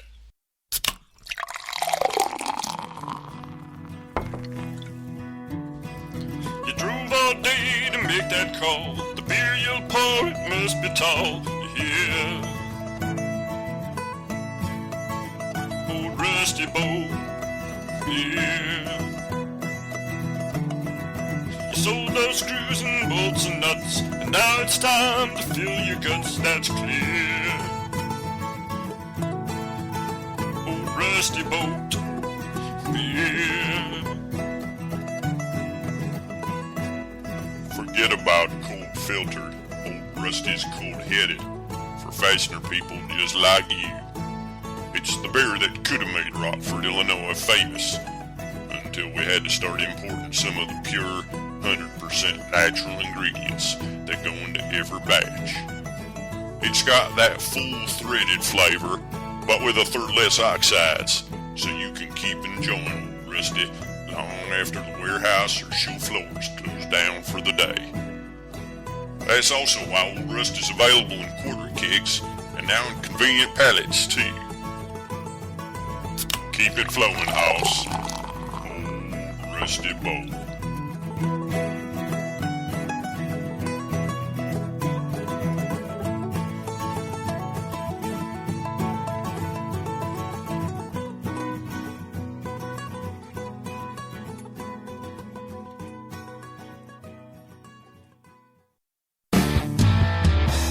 Hey guys, this is the one and only Rebecca Day of Exact Industries, and you're listening to my online fasting soul brothers, Brian and Eric, on Fully Threaded Radio.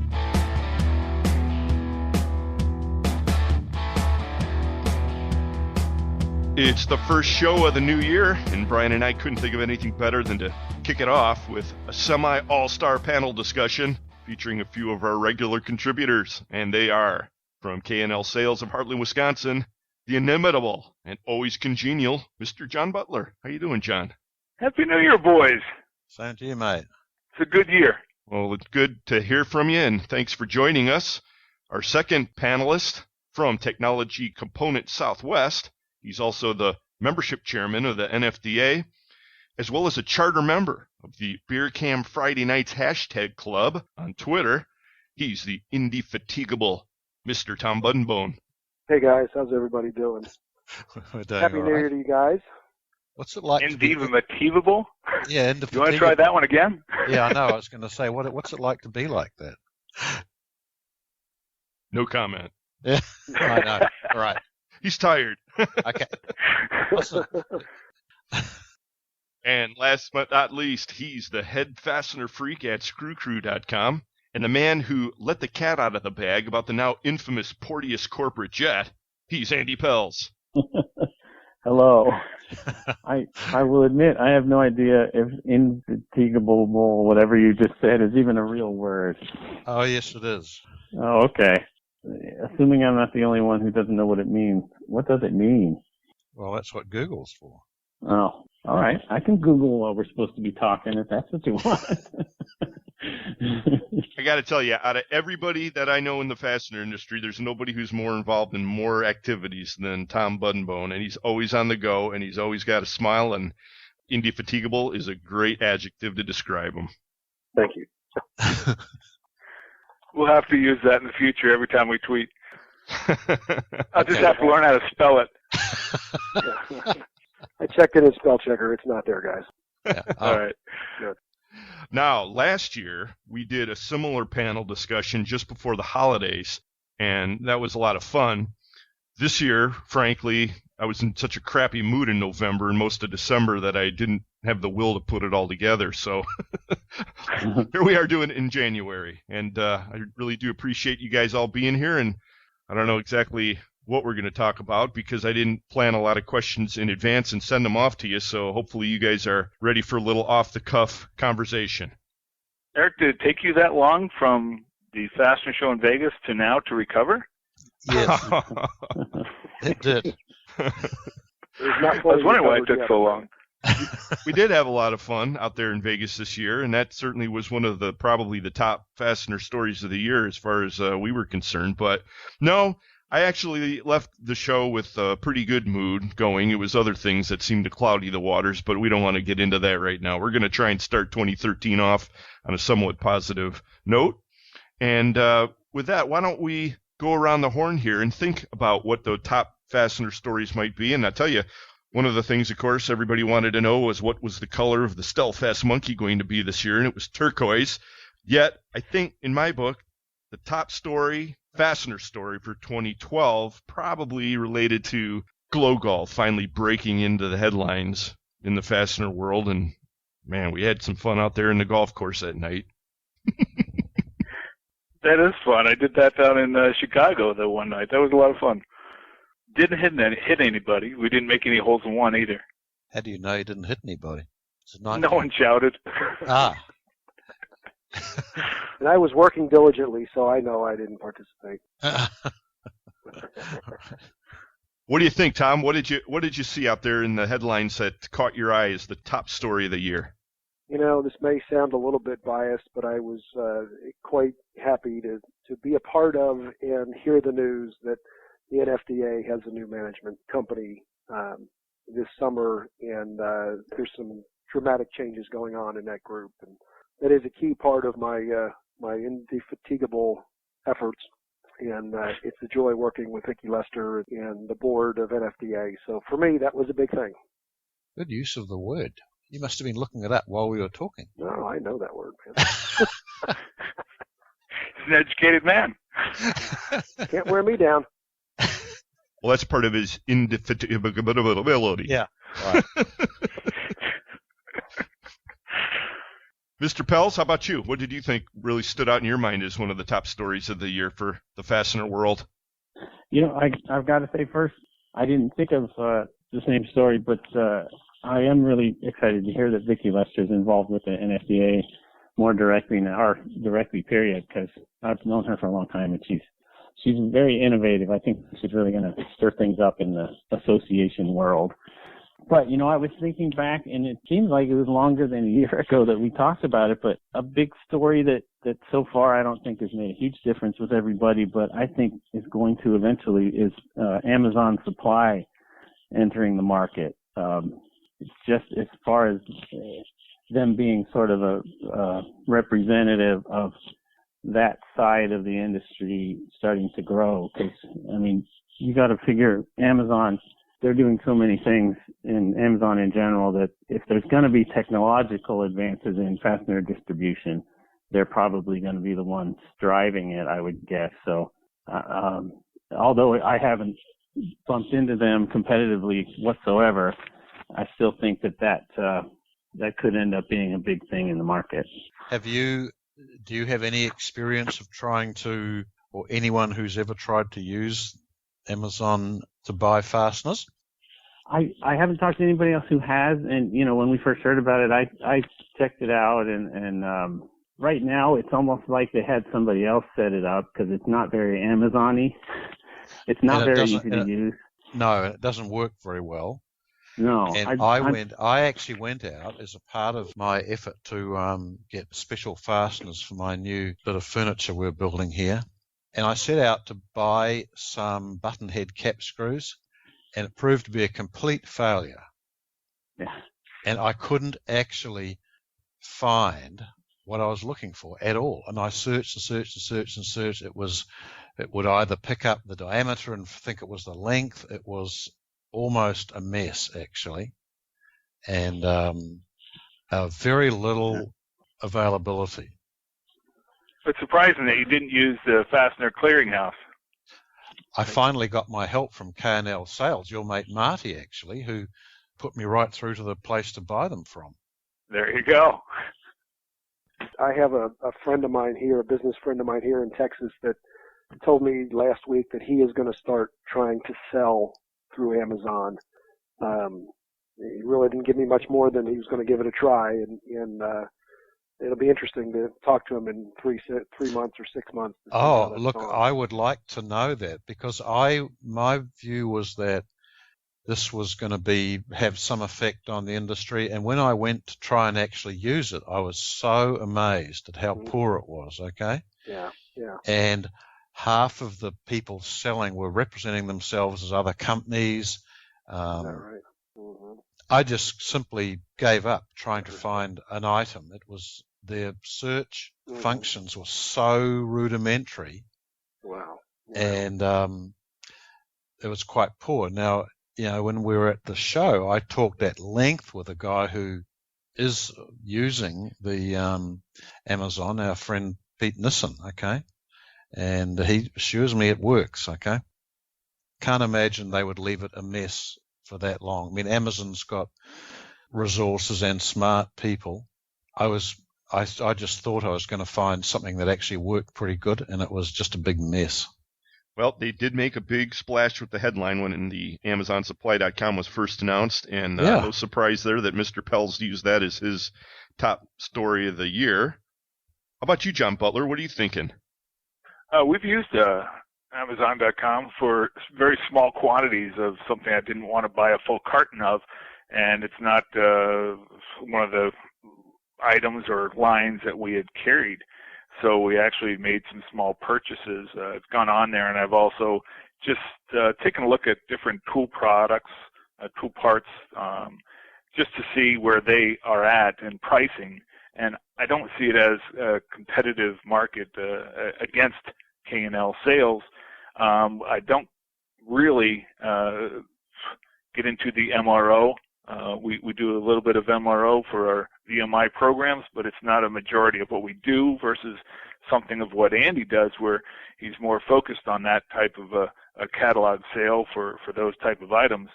I don't see it's going to hurt us. I didn't see it before. I didn't think it was going to before, but I don't think it's going to be something that we're going to have to deal with as being a competitor for K&L. Right, and a lot of guys seem to share that opinion when we added that to our survey question on the Fastener Distributor Index supplemental question. But regarding top stories of the Fastener world for 2012, anything that you care to add? Well, it's such ridiculous what the government is doing. I don't want to beat a dead horse here, but the entitlement programs that are going out, the entitlement's going up faster than Kim Kardashian's dress.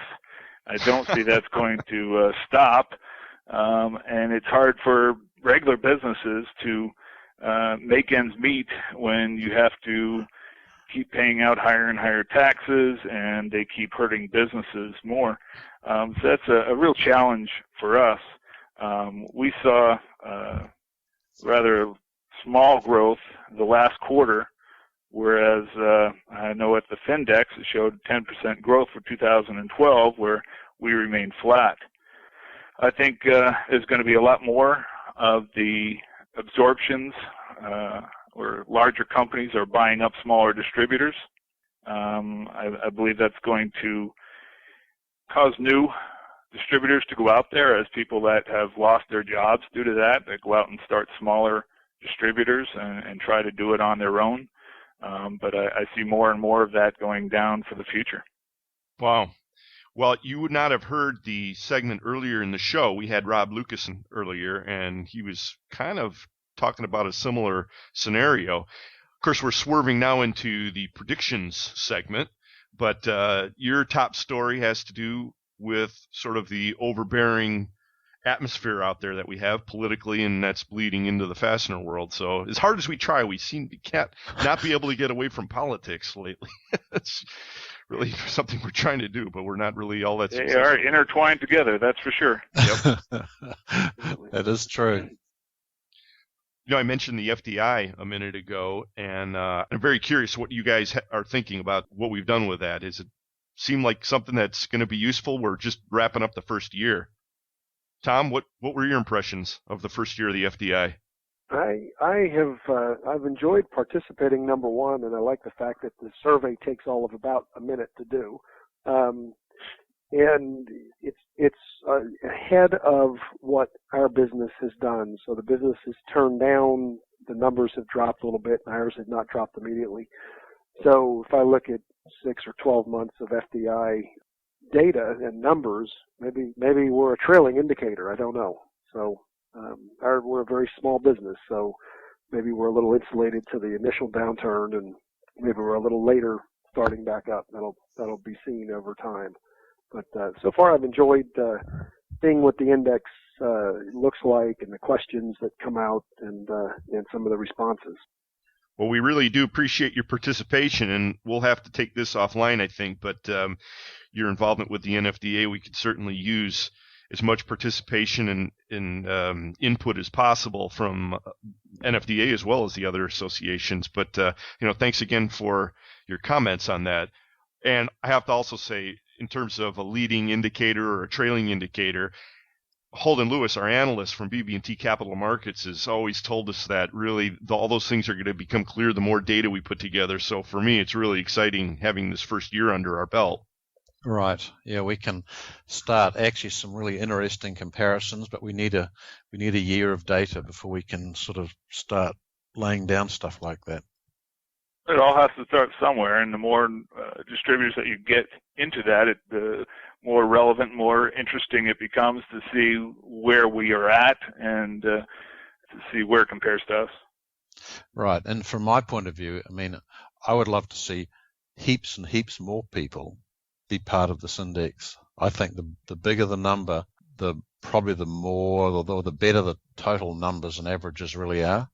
Right. It's hard to, get people to get into gear and fill the thing out. And there's a very good group of people who are very, very consistent, but there's a hell of a lot of people who don't do anything. Okay. Yeah, I'm just glad that the January index came out after the holidays, or we all would have missed it. Right, there is that. It's actually a rather limited window that it can be open, and part of that's when Holden has to do the crunching of the numbers, and so it is awkward. But businesses deal with awkward things. They've done it for centuries. His analysis is very interesting to listen to. To tell you the truth, I mean, a lot of the things that we hear on FTR really do hit home to make you think about what we're doing in our industry. Oh, I think he's a very smart cookie, actually. Yeah, I like how we get access to his brain for free. It's definitely worth the 30 seconds it takes to fill out the survey and then get that feedback from him, because he really knows how to analyze and report back on the numbers. Well, it's his specialty. I mean, that's when we're lucky to have him do that for us. Actually, we're lucky he's the one who's interested in this industry, and he wanted to get this index going. So our job is to keep it going and to grow it. Man, I'm going to have to make sure we turn Holden onto this segment of the show. It's because that's going to swell. And for real hardcore Holden Lewis fans, he'll be joining us in person at Fastener Tech 13 in Rosemont in June. So you can pick his brain, ask him any questions. And really, if you have any questions for him, all you really need to do is get with us at ftr@fullythreaded.com, and we'll certainly ask those questions on the show. So whose booth is he going to be in? I'll give you one guess. Oh, cool. Wow, how did you manage that?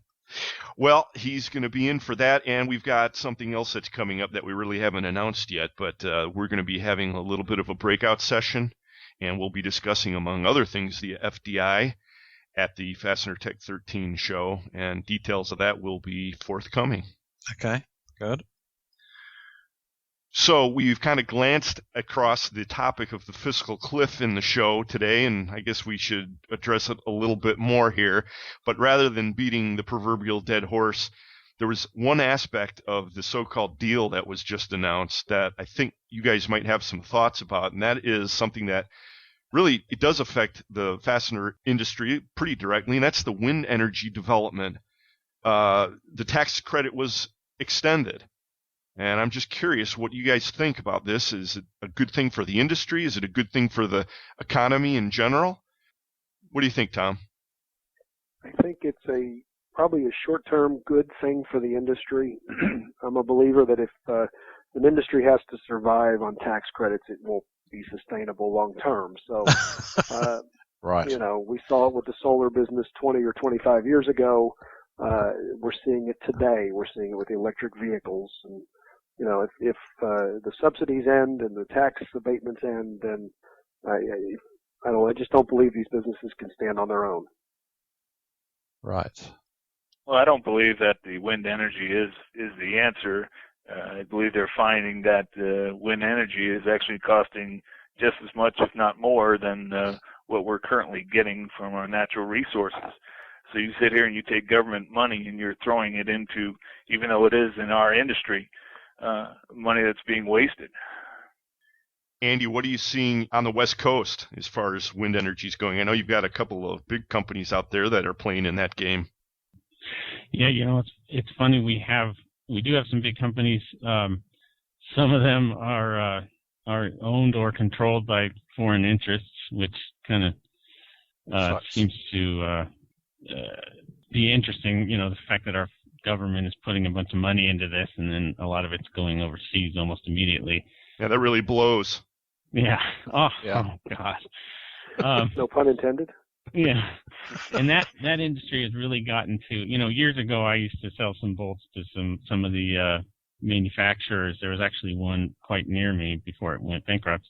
And but now it's down to a few companies involved directly in the wind energy business, and their fates will rise and fall based on what the government decides year to year.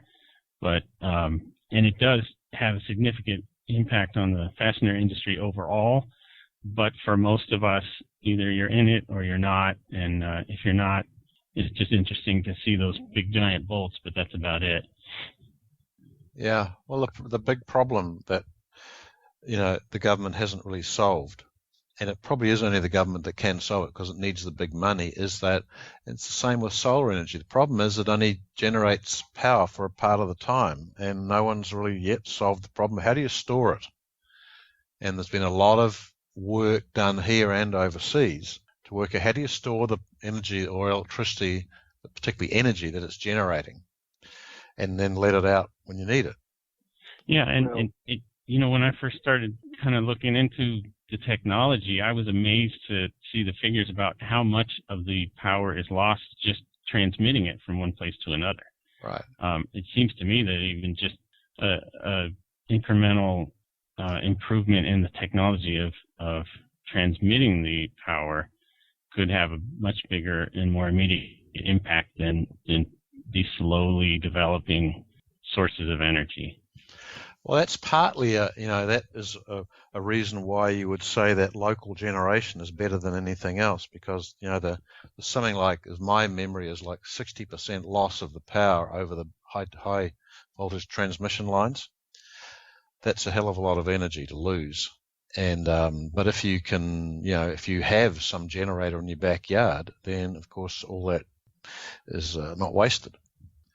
But you don't always need the power. What do you do with in their backyard? Yeah, you're right. No one does, actually. So my squirrel ranch might be a good idea. Get a bunch of squirrels on enough wheels, and I'll be all set. Yeah. Well, and here in Texas, I know a lot of the wind energy is generated 150 to 200 miles west of the Dallas-Fort Worth area, and I think a lot of it comes here, but it's got to move a couple hundred miles to get here. So if right. There's 60% loss or 40, whatever the loss is over distance, there's not a need for it out there. There's nothing out there. But when you get it to where it's usable, maybe there is a big loss. Well, to be fair, the actual source of the energy isn't really directly related to the loss across the grid or the dropout. You're going to get that regardless of what the generation source is. But, with these, especially in West Texas, if you're trying to supply some of the big cities, that does become a problem because the distance is so great in that case. Hey, there's a great story, or actually it's an op-ed piece that was written by former Senator Phil Gramm, and I put a link to it on the Facebook page for Fully Threaded Radio. It's got a kind of a nice little summary of the background of the subsidies involved, some of the inefficiencies, the required redundancy with wind energy. And, of course, he was advocating that the tax credits not be extended. It's an interesting question for our industry, though, because we do have several companies that are directly involved in it, and that's why I thought it would be appropriate for us to discuss. I just don't see it as a viable answer to energy, period. Okay, well, let me ask you this then, John. Let me ask you this. A lot of people agree with you. A lot of people, they'll support it, and in your mind, why is there such a adamant almost religion-like fanaticism about wind energy? What is it? I think it's just like any of the other natural resource, per se, energy that we've gone through, with whether it be solar or whether it be wind power. We don't see that the government giving out handouts is the answer to our issues or our problems. When we look at the government wanting to give handouts, we see that the money being spent is not going where it's supposed to go, and it's being wasted. As of today, you heard the story about Al Gore and selling to Al Jazeera. Biggest hypocrite out there is Al Gore. You see people that believe that there's coal, there's natural resources, there's oil here in the United States, the pipeline that can be brought through the United States that has the resources to make us self-independent and not dependent upon foreign oil or other resources. Well, you could say maybe we could make a lot better use of our own natural gas. I mean, and change some of these stations over to generate power from gas as opposed to coal, because gas is much cleaner burning, and the US has got gazillions of gas. Exactly. The other thing is the hydrogen. You make fuel cars that run on hydrogen. Right. The problem with that is, I mean, this is the whole fuel cell thing, which is the dream of everyone, I guess, but it's containing it safely. I mean, we've all got used to driving around with a bomb behind the back seat, which is the gas tank. Right. But we haven't got used to something that, everyone thinks of the Hindenburg when they think of hydrogen. Right. It's a problem. I always think about Led Zeppelin. We don't like change in this world. Now, I'm not saying that we cannot change. It just has to be change. I believe is done slowly, and I believe it needs to be done smart, not wasteful. You can throw money around and give everybody a little bit of money in their pocket, but it doesn't mean that that's going to save this nation. No, I mean, there's some cases only the government can afford to risk the sort of money that can sometimes lead to these great developments, and clearly things have to happen. I mean, money has got to somehow go into the whole process of developing really efficient batteries. I mean, the truth is that the batteries probably up to 10 years ago hadn't changed for 100 years. Right. And now there's a lot of work, and there's a lot of work actually, has been taking place close to us here at Argonne Laboratories just up the road. And I'm glad to see that the government's tried to centralize, or Department of Energy centralized their battery, technology development center there. And I think good things will come out of that. Companies in general can't really afford to experiment like that. And we need batteries to be efficient, even if that's one of the ways of storing energy from these wind things, okay? Somehow. Well, there has to be demand for it. Anything that is built, it's built because of people in this country that decided that there is this demand. Government does not produce anything. Manufacturing produces when there's a demand for it. That's true, but the demand can be as minor as people who are sick of their cell phones running out of power so quickly, and they just wish they had a battery that was better, okay? Or screws for their phone. Or screws for their phone. Or for the vanity they're building that's using button-head cap screws. There you go. All this leads to the thought of, virtually everything that we use today has had an evolution. Mobile phone's a great example. The computer's a great example. How far the mobile phone has come in 10 years, 20 years. And if solar energy or wind energy or something is going to develop, it does have to be evolved. It has to evolve. So hopefully the investment that the U.S. government or the tax subsidies put in, ultimately the government, ultimately the taxpayers, hopefully this leads to something more efficient. I have to tell you that when you drive 2 hours, 3 hours west of Dallas-Fort Worth, which I do a couple times a year, it's almost eerie to be amongst all these windmill towers. There's hundreds and hundreds and hundreds for 20 miles at a stretch. And, you know, they're pretty ugly. They actually create their own weather pattern on the weather radar that they have to exclude when there's storms going on. But there's so much movement of the wind or whatever creates the echo on the radar. But the drive through there at dusk is really kind of freaky eerie, because there's literally, as far as the eye can see, there are towers with big blades spinning around slowly. So to summarize, then, I'm going to kind of conclude that the panel is not real hot on wind energy, and they kind of think the tax credit extension is a bad idea. I do.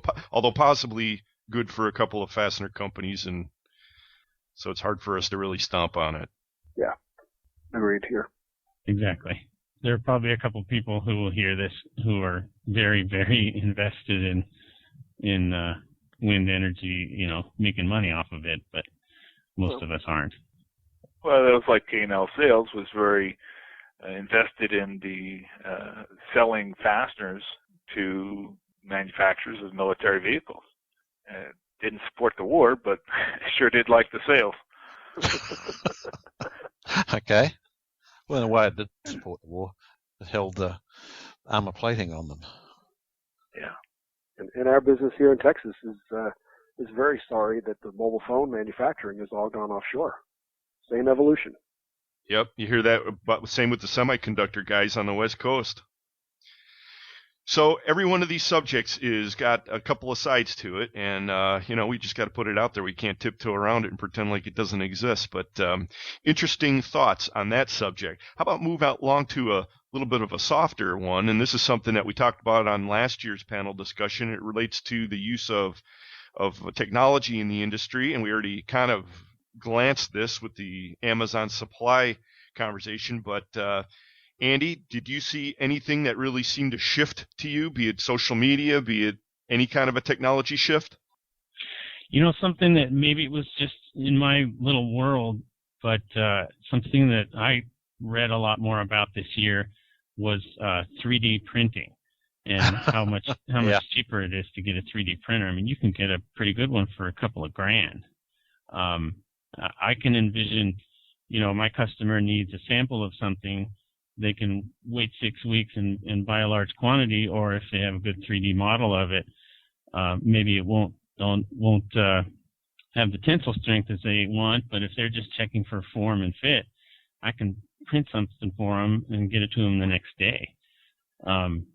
This could really accelerate the development and the use of special fasteners.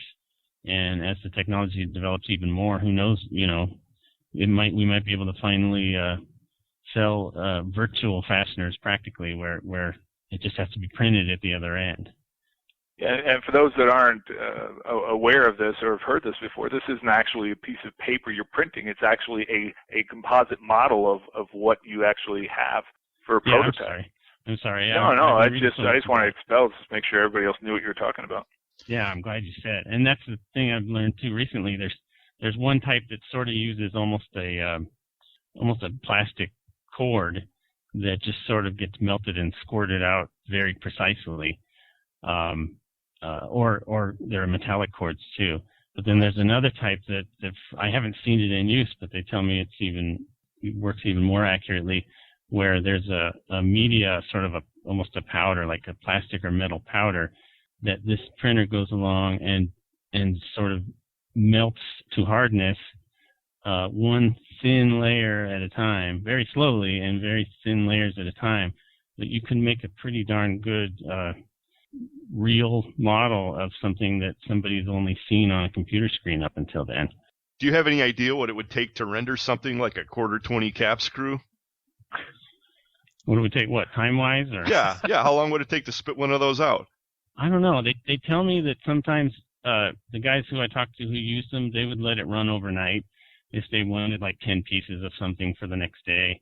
But I think one of them, maybe an hour or two. And then there's sometimes some post-treatment that you have to do to it. Maybe, I think there's some baking involved sometimes, that kind of thing. Right. But, it's something that you can get done in a day rather than basically weeks if you want somebody to make it for you. We'll put a link to this up on the Facebook page. We'll find a good page or two so folks who are not familiar with it can look into it. But that's a great point, Andy. Fascinating. Now, my next question would be, how much would a toner cartridge of grade 8 cost? I'm sure that's where the money is. Just like right, I don't think they've quite got those yet. Isn't that available from the same people that own the plating on the heads and threads parts? Yeah, there we go. You can corner that market, right? Actually, I would have thought that from Andy Pels, the biggest item of news of the year would have been the fact that he could be using an Apple device as opposed to his Android device. Yeah, we heard a little bit about that a couple of months back, and we really didn't follow up on that one, right, Andy. Did we make the big jump?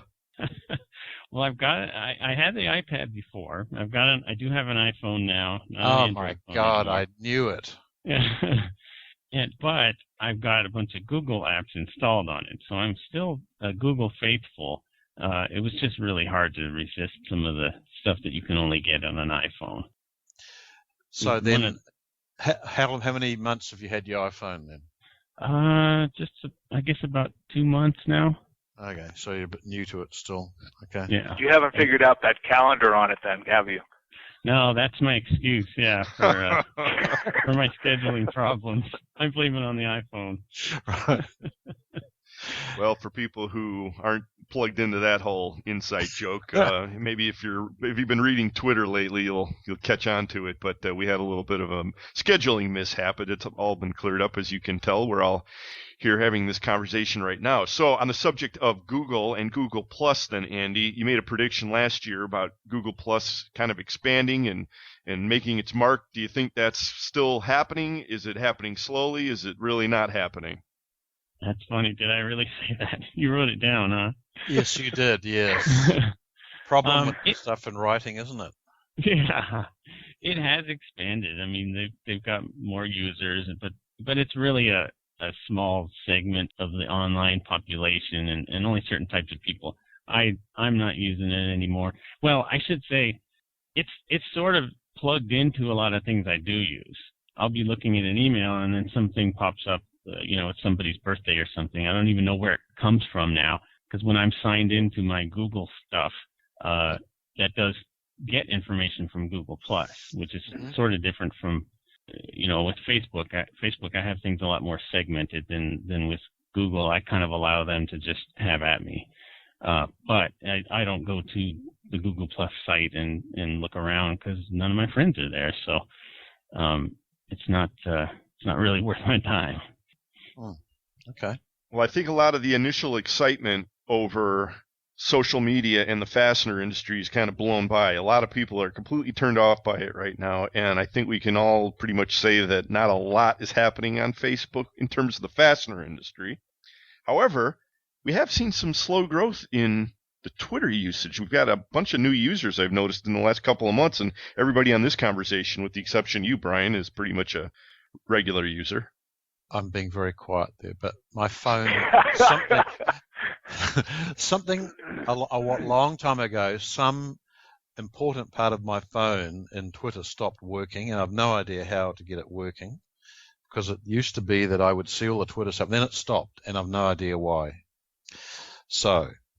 Well, I do have to say, Brian, that your posts do at least make you think and go in and read articles, and it's very interesting. A lot more than my tweets. That's right. But so the theory probably is it's better to have a few more than like one every 3 days, just because I happen to find something I think is good. But whatever. Picture of your beer every 3 days is okay. So that you were next on my list there, Tom.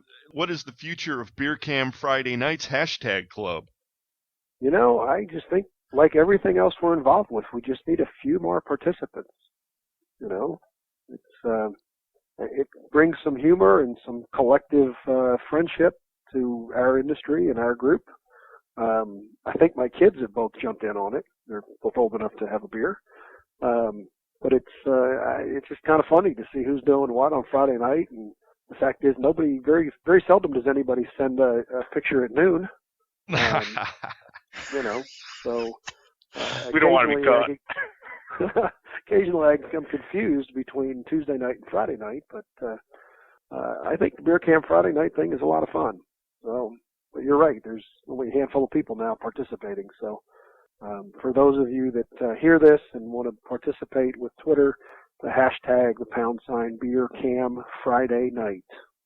Get involved.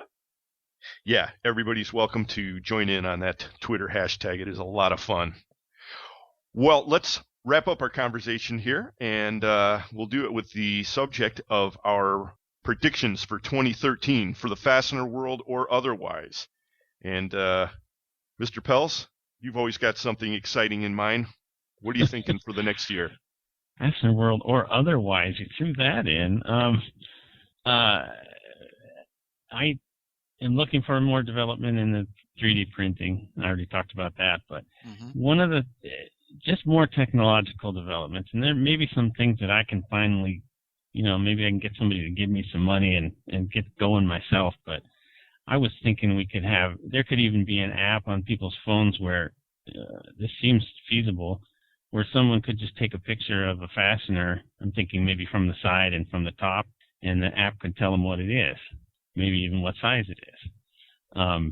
It sounds kind of ridiculous, but I've looked. There's things that if somebody developed it for a little while, for basic fasteners, we sell so much of just grade 5, grade 8 bolts, nuts, and washers. Everybody kind of forgets about that, but that's still a huge part of our business.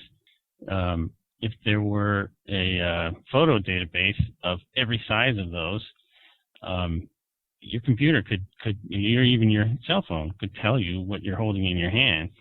And that's, if that was in a mobile app, let's say, this is all dreaming I'm doing, but if that was in a mobile app, you could take a picture of this bolt you need, and then your phone could tell you who's got it nearby. There are things like that I just see coming down the line. That's why I mention Amazon really is because a company like that, they're not paying any attention to Amazon Supply, obviously, at least the fastener side. They're not putting their Amazon into it. But if they decide to really do their thing to the business, or, somebody we haven't even heard of decides to do it, or, one of my son's friends at Stanford decides to do a startup with hardware, selling it on mobile phones, it could really transform the industry. And I see it coming eventually anyway. We're all going to have these devices on us. The guy who's going out to fix something at a chemical plant is going to have an electronic device with him, and we need to start using that stuff a lot more. Yeah, PEM Engineering had done something a little bit like that. They gave engineering support on one of their apps. You have to go onto their website to get into the app and to get it over to your phone, but it's got a lot of engineering support, and they've come out with that this year, 2012. Yeah, we actually developed and have not released yet an add-on to our source finder, so that someone could actually take a photo of something and send that round instead of, because some of the people don't really know what it is that they're trying to find. They don't know what to call it. And so instead of doing all the drop downs, selecting nuts and bolts or whatever it is, you just take a picture of it, and that would go around as a source finder. Yeah, thanks for screwing up one of my predictions, Bri. What was that prediction? Well, I was going to predict something along those lines, and then everyone was going to think that I was quite the visionary. But so Brian does all the technological work, and you try and take all the credit for it, right? There you go. Oh, this is always the case. All the work as well. Mr. Buddenbohn, how about you? What are you seeing for the year 2013? I didn't look at it from a technological standpoint, but I see what appears to be a steady growth year.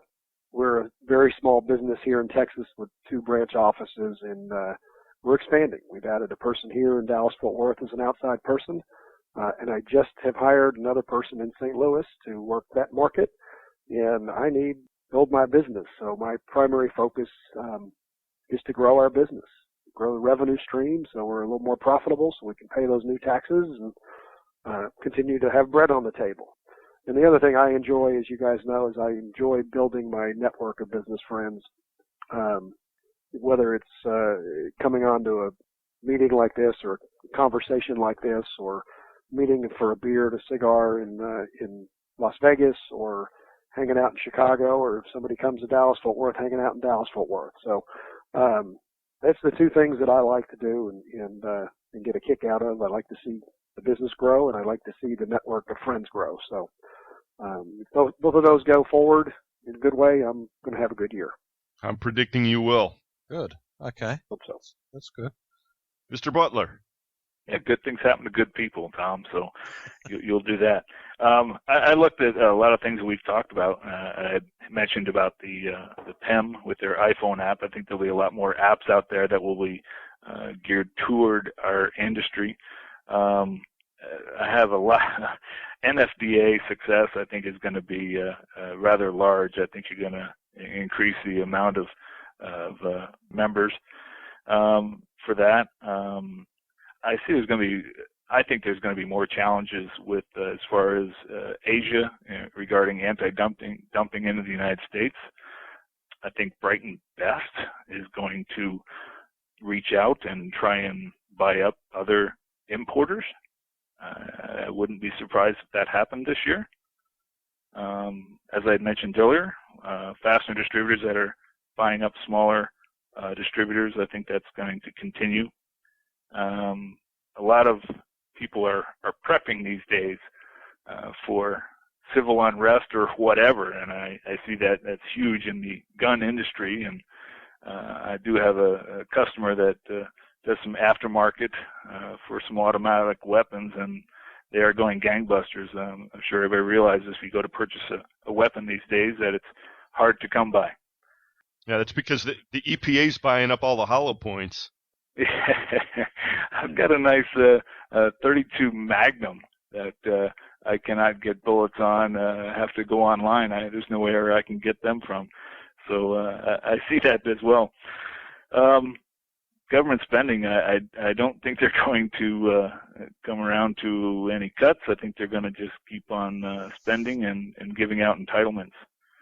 One of the odd things, I don't know how this is going to work, but the water bottle has been changing over time, and it's such a useful product, and it's changed. It keeps getting thinner and thinner. I'm just wondering how that's going to change in the future. And we all like recycling, but I don't know what's going to happen with that.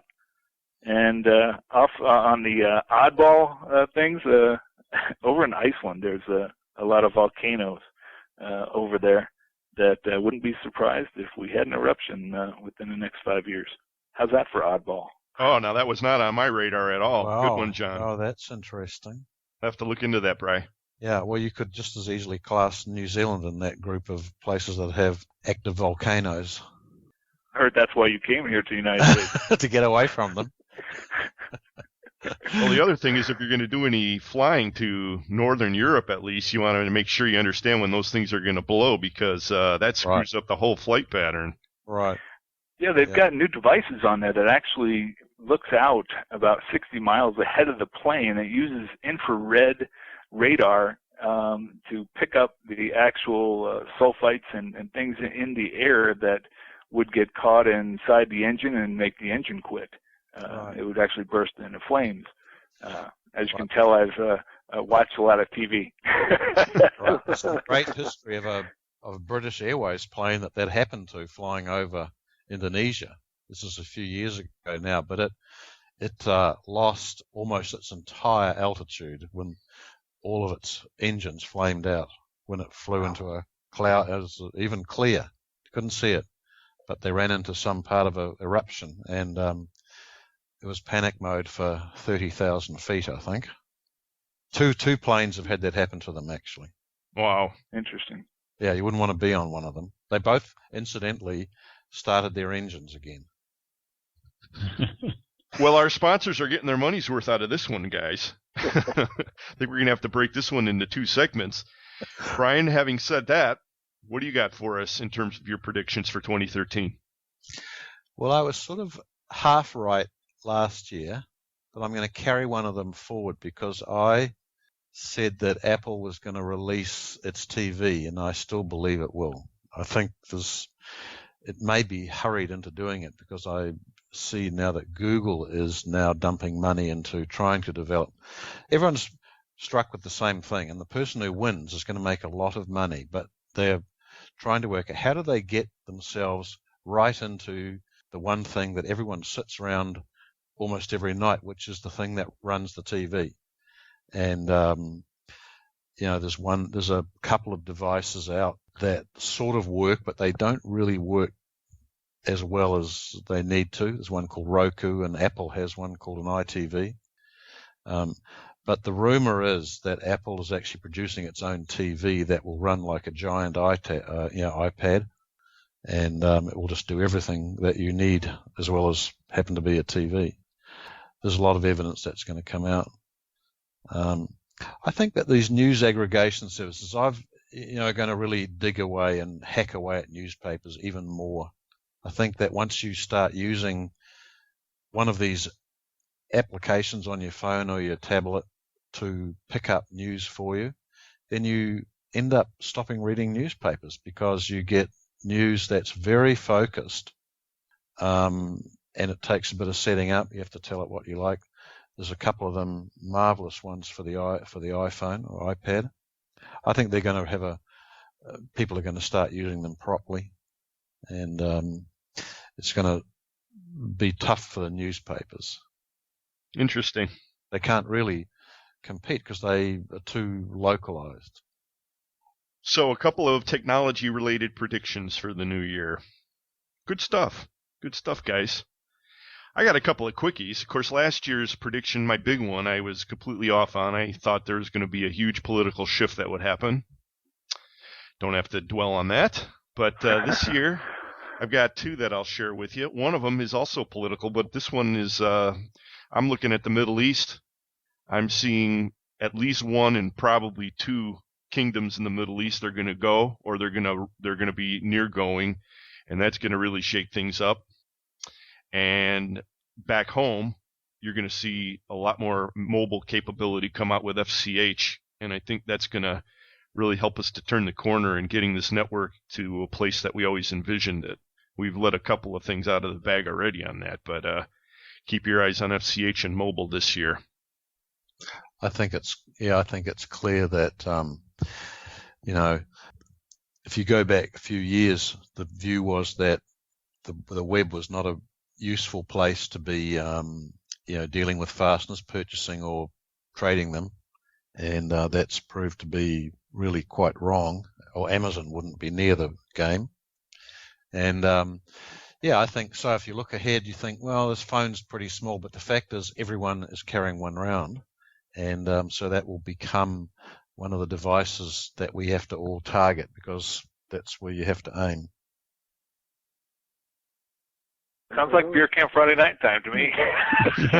Right. I was sitting here thinking, God, maybe all the connections broke. Shit, they all spots.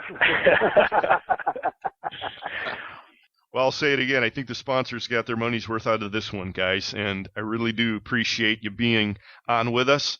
Andy Pels of ScrewCrew.com, John Butler, K&L Sales, Tom Buddenbohn of Technology Component Southwest. Y'all did us yeoman service, and you're all great guys. We'll talk to you on Twitter and elsewhere. And thank you once again for being with us. Thanks, guys. Have a great year. Thanks, Eric and Brian. Good to talk to you guys. Thanks all. Happy New Year. Okay, same to you all.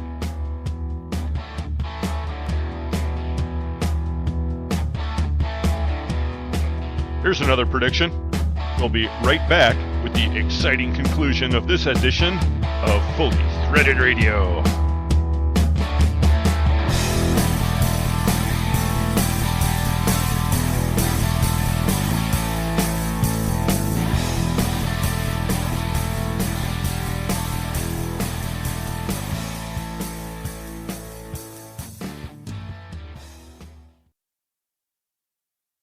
For a selection of hundreds of thousands of fasteners, check out your local Fastenal store or Fastenal.com. We can stock domestic or internationally sourced product locally and keep your bin stock filled for you at no additional expense. We are a 9001-2008 certified company that's made a huge investment in quality control so you don't have to. And if you can't find it on our shelf, we can make it for you at the quantity you need at one of our many manufacturing facilities. Learn more by contacting your local Fastenal store or visiting Fastenal.com today. Our hearts are in fasteners, so join us in the heart of the fastener industry for Fastener Tech 13. This is Nancy Rich, Fastener Tech Show Manager, inviting you to join us June 10th through 12th for an event hosted by Midwest Fastener Association and Fastener Technology International, and sponsored by Fastener Industry Groups. This is an event produced by the fastener industry for the fastener industry. Its success returns to the industry through scholarships, education, and various other programs. Fastener Tech allows many fastener and fastener-related companies a great opportunity to meet with their industry and source many products in one location. The trade show will feature fastener manufacturers, heat treaters, platers, and other fastener service companies. Fastener Tech will also feature educational and industry informational seminars. You'll also have the chance to enjoy several social events. Your time at Fastener Tech will include great networking opportunities.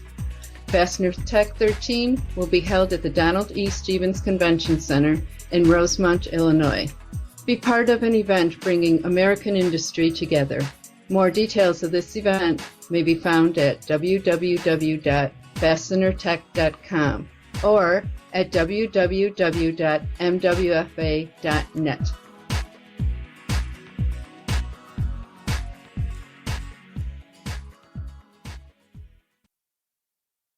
Hi, this is Hugh Hewitt for the Injured Marine Semper Fi Fund, www.semperfifund.org. Over the past 7 years, twice a year, the wonderful people who operate the Semper Fi Fund and many amazing Marines who have been the beneficiaries of the charities that have supported the Semper Fi Fund, including many thousands of individual donors, have come into my radio studio to tell their amazing stories of serving their country, of being wounded, and how the Semper Fi Fund has helped them make that transition back to recovery. Unfortunately, Bethesda and Walter Reed are full again. More and more men and women are coming back from the war injured, sometimes awfully so. We need the Semper Fi Fund to be there for these Marines and those soldiers, sailors, and airmen who served alongside of them. Please consider a gift to the Semper Fi Fund. Very low overhead, extraordinary capacity to get money where it needs to get in a hurry, and great management, including some of the senior Marines who've ever served under the flag. When you're looking for something to do that will make an impact, please check out the Semper Fi Fund. That's www.semperfifund.org, www.semperfifund.org.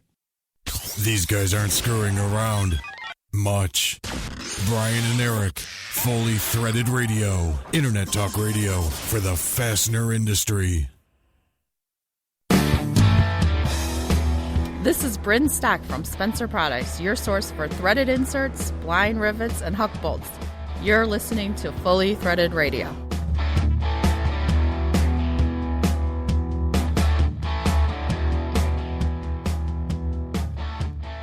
Brian and Eric, locked and loaded, ready to wrap up the first episode of 2013. Well, that was a pretty long sort of segment, actually. You needed to be very indefatigable to be able to get through that. And we know just the people who are. Yeah, that's right. Our guests were right on spot with that one. And hopefully the listeners, they're still with us, are too. So good use of the word, Brian. Well, it'll be good to see how many of our predictions come true, and I guess this is becoming kind of an annual affair on Fully Threaded, so hope everybody enjoyed it. Well, we'll see. I see there's an interesting thing in one of the news things today pointing out that for last year the sales of tablets actually outpaced the sales of ordinary computers. It's going to have an interesting effect on our business. Well, we're positioning the network to take advantage of mobile technology, and I think anybody who's going to succeed, even in the fastener industry, is going to be paying attention to these trends. So, yeah, even if they go to sleep at night dreaming and praying that the internet's going to collapse. It isn't going to, okay? We have to deal with it. It's here to stay. Well, I think there's fewer and fewer of those types of people that are still in the business, but your meaning is taken. Right. Well, since we did spend so much time jabbering away there in the last segment, why don't we wrap up this episode by thanking our guests today? And they were, from Fidelis Fasteners, Mr. Rob Lucas.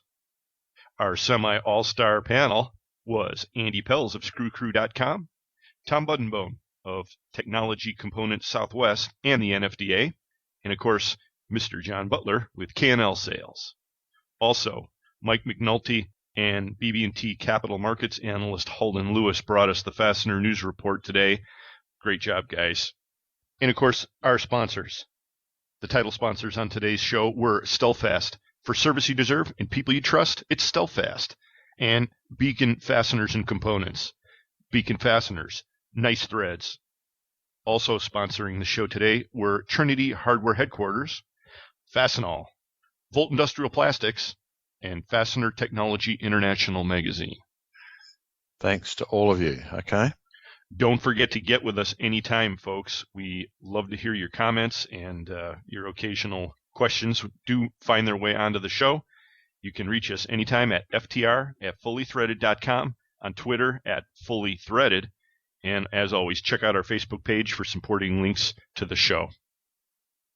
And in closing, I wanted to point out one story that I saw on globalfastenernews.com, and this one really kind of touches my heart because it's one of these great classic fastener stories. Mike McNulty made mention of it during his report, and that was the fact that Duncan Bolt acquired Disco Industrial. And Disco is one of these companies that I was calling for years and years, and Al Amato, the 82-year-old, now I guess on the verge of retiring, was the guy that I would call. And man, in those early days, he just would not give me the time of day. I mean, he just shut me down every time I'd call. And over the years, I kind of got in there, and he talked to me a little bit. I mean, albeit, he put me in my place a few times, but I kind of hung in there. And the funny thing was that right at the beginning of the new year, I had him on my list to call because I felt like we were getting really close to signing him up with the FCH network. Mm-hmm. And it was just moments before I was going to pick up the phone that I saw a tweet go across the line, and sure enough, Duncan had bought it out. So sometimes you just can't, you miss, but it was really something else. So the story on globalfastenersnews.com is really well worth a look. They did an interview with Al Amato, and he cited these three major changes in the industry during his career. In order, he says, number 1, importing, number 2, computers, and number 3, women. Oh, okay. So when he started off, it was absolutely a man's world only, I guess. Yeah, he saw quite a bit in his time, and of course he'll be helping with the transition, I think, until May is what he told me. I did end up talking to him, and I guess congratulations are in order because at 82, I think you probably earned your right to ride off into the sunset. I don't know what he's going to do in his spare time, but he said his wife is hoping that it's not hanging around the house.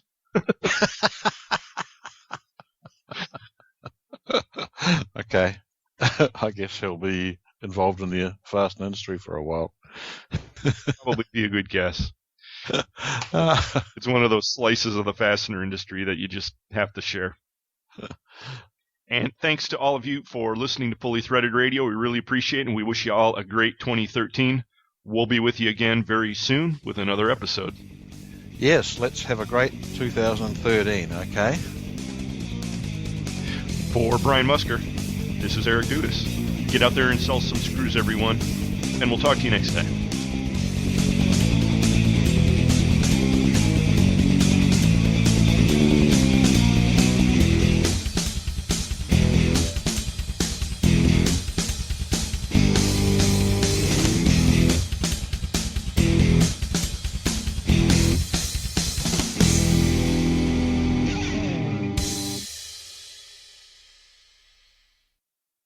Fully Threaded Radio is a production of Fasteners Clearinghouse.